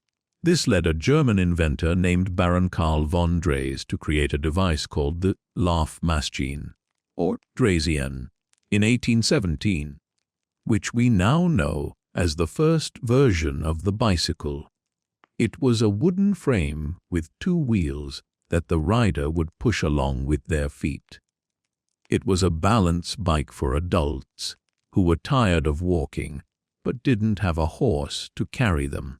You imagine seeing someone zooming past your slow-moving wagon on a wooden hobby horse, their coattails flying in the wind. It would have looked like magic, or perhaps just a very desperate attempt to avoid the mud. Historians still argue whether this mass migration was the primary cause of the rapid statehood of several Midwestern states. While some believe the movement was already underway, others argue that the extreme weather of 1816 acted as a powerful catalyst, forcing people into the interior much faster than they would have gone otherwise. Indiana gained statehood in late 1816, and Illinois followed shortly after in 1818. You are part of the wave of people who are quite literally building new states as you go. Every mile you travel is a step toward a new political and social reality for the continent. You don't think about statehood or politics, though. You just think about the quality of the soil in the next valley, and whether you have enough salt pork to last the week. The nights on the trail are cold and filled with the sounds of the wilderness. You park your wagon in a clearing near a stream, the water making a soft, bubbling sound as it flows over the rocks. You build a campfire, the orange flames casting long, flickering shadows against the trees. You cook your meal over the fire, usually a simple stew of dried beans and salt pork. The smell of the smoke and the cooking meat filling the small campsite. The fire is your only entertainment system, providing light, warmth, and a focal point for your thoughts. You sit on a stump and watch the sparks fly up into the dark sky, disappearing into the dry fog that still hides the stars. You feel a sense of profound peace in the silence of the forest. You find that you are becoming more resourceful with every passing day. You learn to identify edible roots and berries that have managed to survive the frost. You learn to repair the leather harness with a simple needle and thread, and to grease the wagon wheels with a mixture of animal fat and pine resin. You are becoming a person of the trail, someone who can handle whatever the mountain throws at you. You have a little joke you tell yourself when the road gets particularly difficult. At least you don't have to worry about the summer heat making you sweat through your shirts. In 1816, the only thing you have to worry about is whether your wool coat is thick enough to stop the wind from stealing the heat from your bones. As you reach the summit of the last great ridge, you stop the oxen and look out over the valley below. In the distance, you can see the shimmering line of the Ohio River, a silver thread winding its way through the forest. The valley looks different from the mountain passes you have left behind. The trees are greener here, and the light seems just a little bit brighter. There is a sense of openness and possibility in the landscape that makes your heart feel light. You take a deep breath of the air, and for the first time in months, it doesn't have the sharp, icy edge of a New England winter. It smells of damp earth and growing things. You feel a surge of hope, a sudden conviction that the Ohio fever was right all along. The descent into the valley is slow and careful, the wagon creaking as it moves down the steep slopes. You have to use the heavy wooden brake to keep the wagon from pushing the oxen too fast. You move through a forest of ancient oaks and maples, their heavy branches creating a canopy of deep green shadows. The ground is covered in a thick layer of leaf litter, which makes your footsteps feel soft and cushioned. You see the first signs of settlement, a small log cabin in a clearing, a thin curl of smoke rising from the chimney. You feel a sense of connection to these people you have never met. They too are part of this grand, desperate experiment in survival. You reach the banks of the river just as the sun is beginning to set. The dry fog is still present, but here it is thinner, and the sunset is a spectacular display of deep violets and glowing crimsons. The water of the river reflects the colors, looking like a stream of molten jewels. You unhitch the oxen and lead them to the water, watching as they drink with long, slow gulps. You feel a deep sense of accomplishment. You have crossed the mountains. You have survived the frost and the mud. You have brought your life to a new place, a place where you can start again. You spend the next few days exploring the area, looking for a place to call home. You find a piece of land near a small creek, the soil dark and rich between your fingers. It is a world away from the rocky, frozen fields of New England. You imagine a garden full of corn that grows taller than your head, and fields of wheat that wave in a warm breeze. You think about the seeds you have carried in your wagon, the precious grains that represent your future. You realize that you are not just a refugee from the cold. You are a pioneer of a new world. You are building something out of the ash and the frost, something that will outlast the year without a summer. The community of travelers you met on the road begins to settle around you. You help a neighbor build a cabin. The sound of the axes against the wood a rhythmic, productive noise that echoes through the valley. You share your tools and your knowledge, and in return, you receive help with your own tasks. This sense of cooperation is the hallmark of the New West. In a world where nature has become unpredictable, people have to rely on each other more than ever. You feel a sense of belonging that you never quite felt in the established towns of the East. Here, everyone is starting from nothing, and everyone has a story of survival. You spend your evenings by your own fire, the log cabin you have built smelling of fresh pine and wood smoke. It is a small space, but it is warm and it is yours. You sit on a chair you fashioned from a fallen cedar tree, the wood smooth and fragrant. You listen to the sound of the creek and the occasional hoot of an owl in the distance. The dry fog is still there, and the air is still cooler than it should be. But here in the valley, it feels less like a threat and more like a challenge to be overcome. You have your fire, you have your land, and you have your hope. You are ready for whatever the next season brings. Your wardrobe has become a strange mix of pioneer, practical, and New England formal. You still wear your heavy wool coat, But you have added a pair of buckskin leggings and a hat made of felted rabbit fur. You look like a man who has lived several lives in a single year, which is not far from the truth. You imagine a future where people move across the country in heated carriages with soft seats, and you laugh at the thought they would never understand the satisfaction of a day's work on the trail, or the pure, simple joy of a hot meal by a campfire. You are living a life that is raw and honest, a life shaped by the earth and the sky. The search for a warmer future has brought you to this place, but you realize that the warmth isn't just in the climate. It is in the spirit of the people around you. You see it in the way a neighbor brings you a basket of apples from their few surviving trees, and in the way the children play in the mud of the new settlement. Their laughter a bright, defiant sound in the gray air.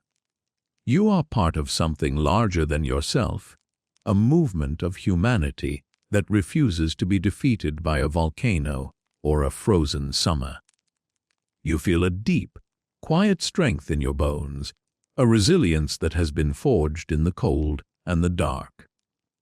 As you prepare for sleep, you think about the path you have traveled.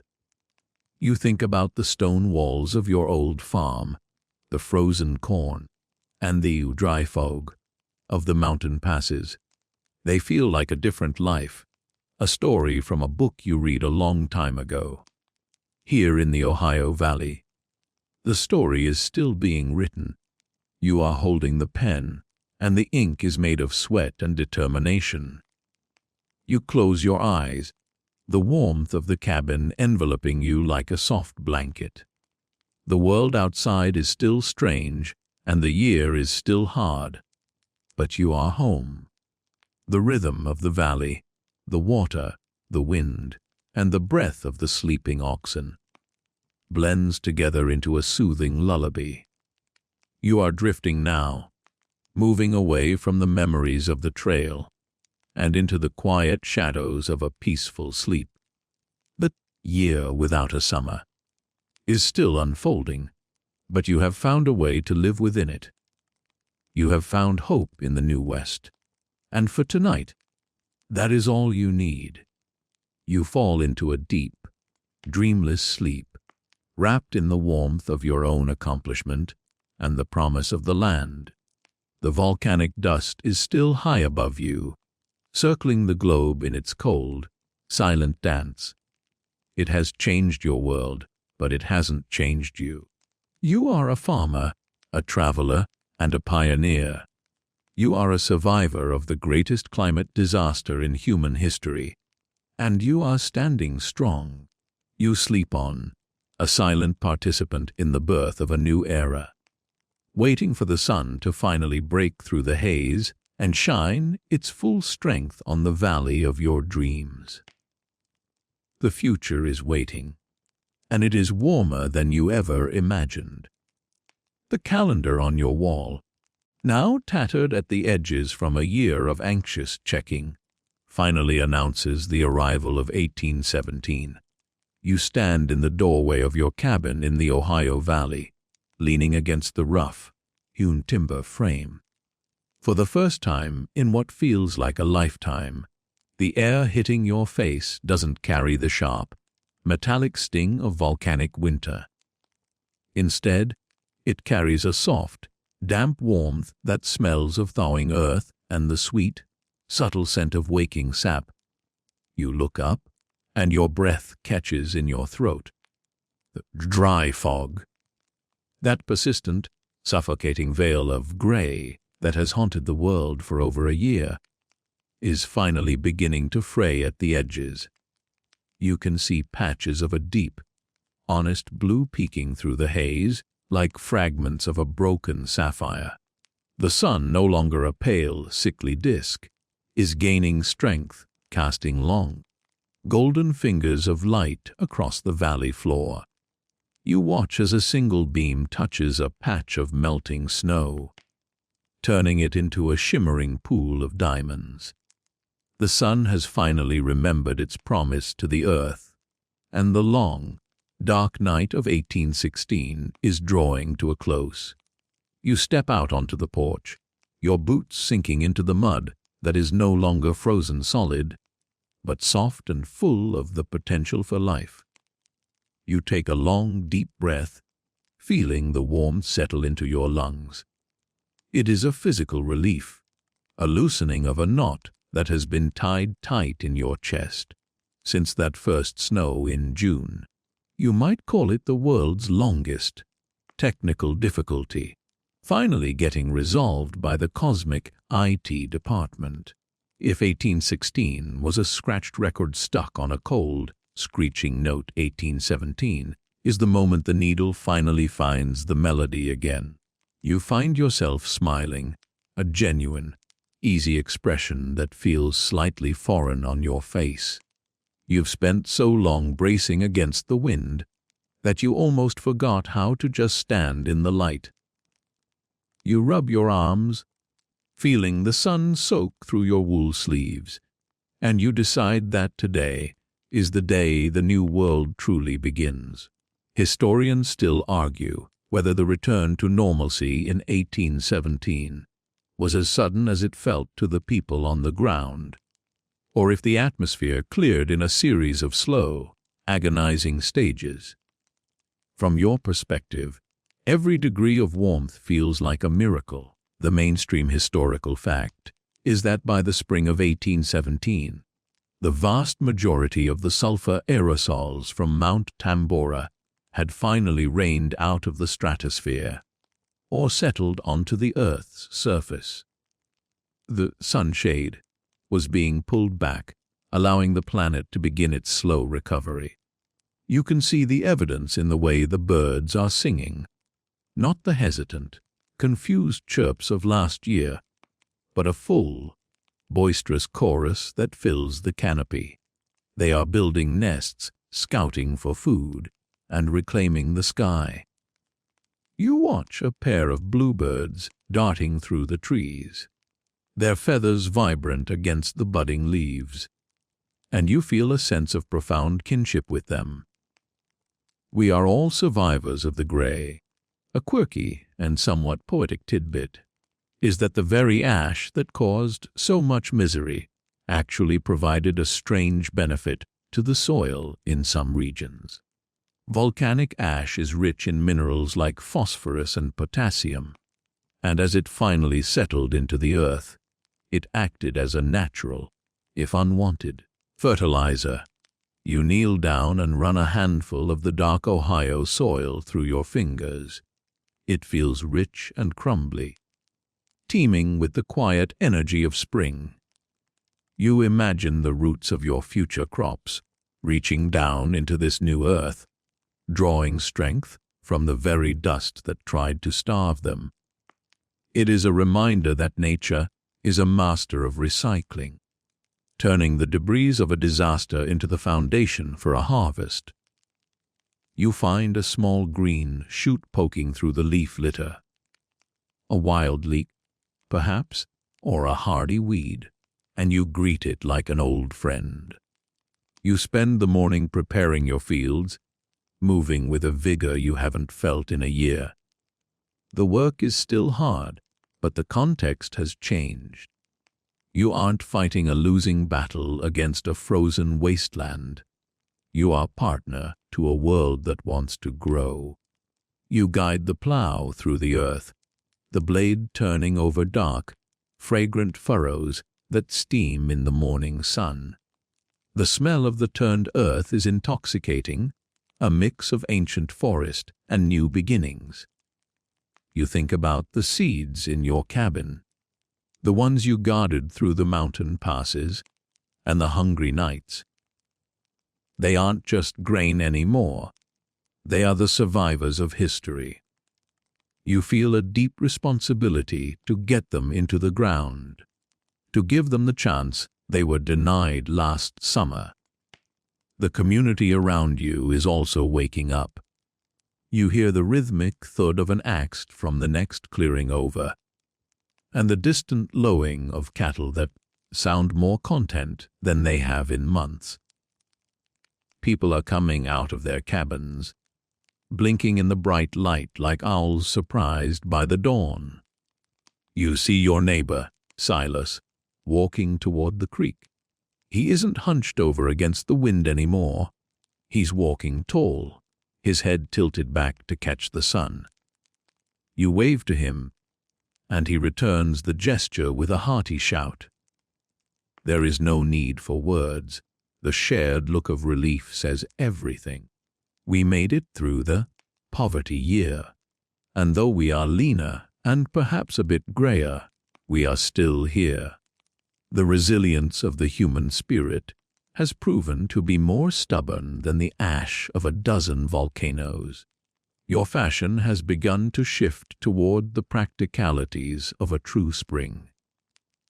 You've shed the heavy greatcoat and the extra layers of wool, opting for a simple linen shirt and sturdy canvas trousers. You feel light, almost as if you could float off the ground if the wind caught you just right. You've kept the rabbit fur hat, though, more as a memento of the journey than for warmth. You imagine a future where people wear vintage 1816 survival gear as a fashion statement, and you chuckle at the absurdity of it. To you, these clothes are just the uniform of a survivor, stained with the mud of the trail and the soot of 1,000 fires. You look at your reflection in a bucket of water and see a face that has been carved by the cold, but eyes that are bright with the reflection of a clear sky. As the weeks pass, the transformation of the valley is nothing short of breathtaking. The trees, which looked like skeletal ghosts just months ago, are now exploding in a riot of green. Maples, oaks, and walnuts are competing for space in the sun, their leaves unfurling like tiny, soft hands. The forest floor is a carpet of wild flowers, trilliums, violets, and spring beauties, painting the shadows with splashes of white, purple, and pink. You spend your afternoons planting your corn and wheat, the repetitive motion of dropping seeds into the earth feeling like a sacred ritual. You talk to the seeds as you cover them with soil, promising them that this year the sun will stay. You feel a connection to the land that is deeper than simple ownership. You are part of its recovery, a witness to its rebirth. Scholarly debates still linger about the long-term impact of the year without a summer. Some argue it was the final nail in the coffin of the old agrarian way of life in New England, while others see it as the spark that ignited the industrial and transportation revolutions of the 19th century. By forcing people to move, to innovate, and to rethink their relationship with nature, the volcano inadvertently accelerated the progress of the modern world. You don't need a lecture on historical causality to know that you are a different person than the one who stood on that New England porch in 1815. You are tougher, more adaptable, and perhaps a bit more cynical about the predictability of the seasons. But you are also more grateful for every warm day and every full belly. The memory of the dry fog and the purple sunset stays with you, a ghost in the back of your mind. Sometimes, when a cloud passes over the sun, you feel a momentary chill, a brief flash of the old dread. But then the cloud moves on, and the warmth returns stronger than before. You've learned that the world can be a fragile, volatile place, but you've also learned that it is incredibly persistent. Life doesn't just survive, it thrives whenever it is given half a chance. You watch your corn shoots poke their heads through the soil, vibrant and strong, and you feel a sense of triumph. You outlasted a mountain. you outran a winter that wouldn't end. The evenings in the valley are no longer a desperate huddle around a dying fire. You sit on your porch in the long, slow twilight, watching the fireflies dance in the tall grass. The air is soft and humid. The soft, steady hum of the insects a comforting background noise to your thoughts. You think about Mary Shelley and her monster, and Lord Byron and his darkness. You wonder if they are also sitting by a window somewhere, watching the same sun return to their world. You feel a strange connection to those distant writers. You all shared the same gray sky, and you all found a way to create something out of the gloom. They created stories, you created a life. Both are ways of making sense of the chaos. As the summer of 1817 reaches its peak, the heat is honest and unrelenting. You find yourself sweating in the fields, a sensation you welcome with open arms. The New England tan has been replaced by a deep, sun-baked bronze. Your crops are thriving, the corn reaching for the sky with a desperate, beautiful hunger.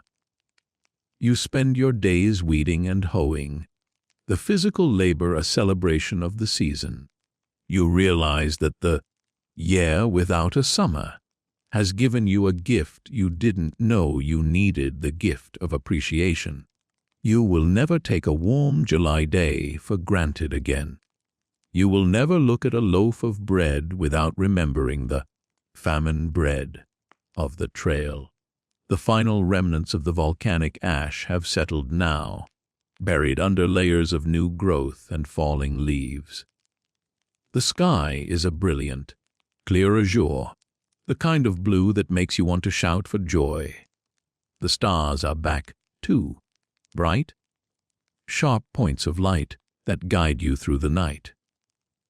You look up at the constellation of Orion and feel a sense of cosmic order. The universe has returned to its tracks, and you are right where you are supposed to be. You are a pioneer in a land of plenty, a survivor who has found his way home. The story of 1816 is over, but your story is just beginning. As the pacing of the days slows into the predictable rhythm of a successful harvest, you feel a deep, settling peace.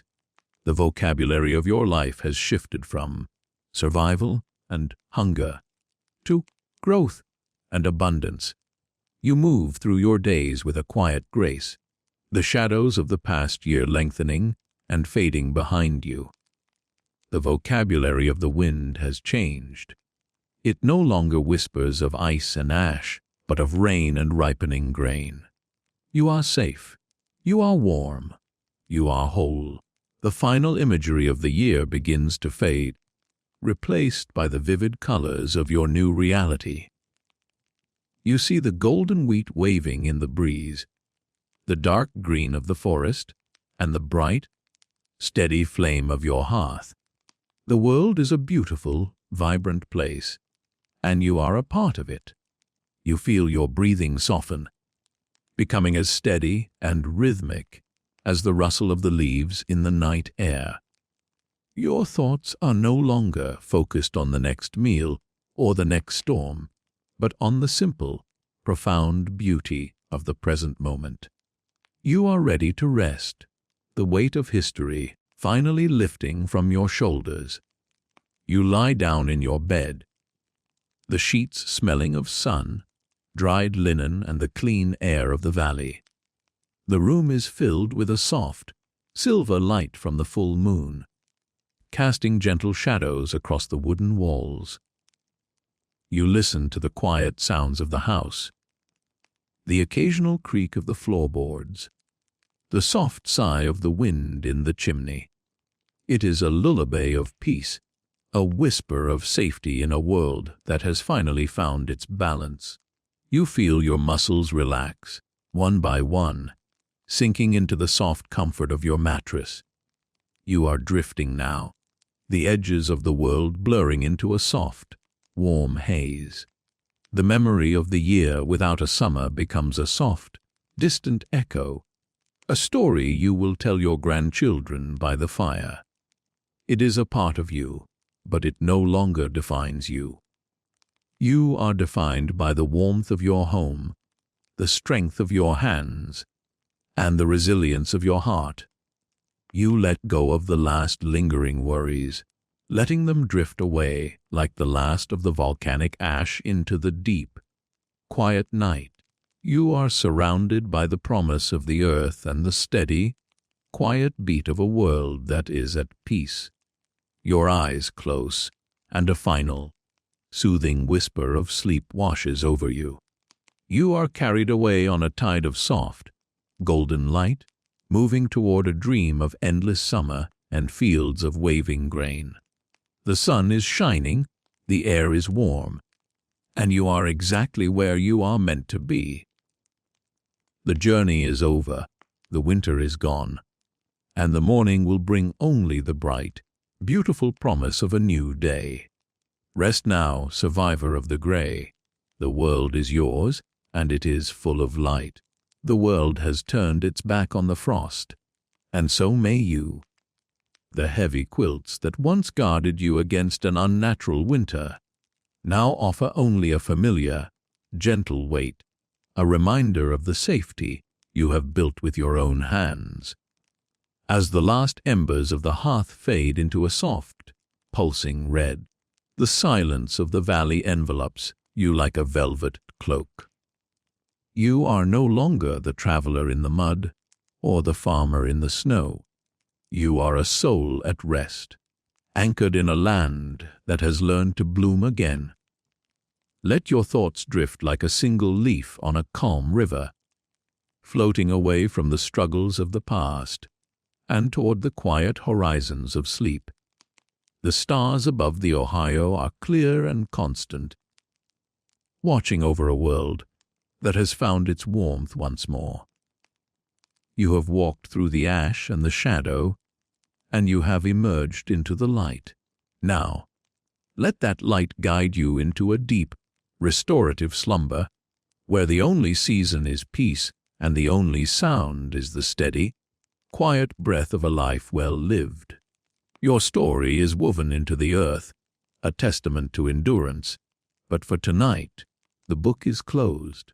Sleep deeply, sleep well, and know that when the sun rises, it will be to warm a world that is finally, truly yours.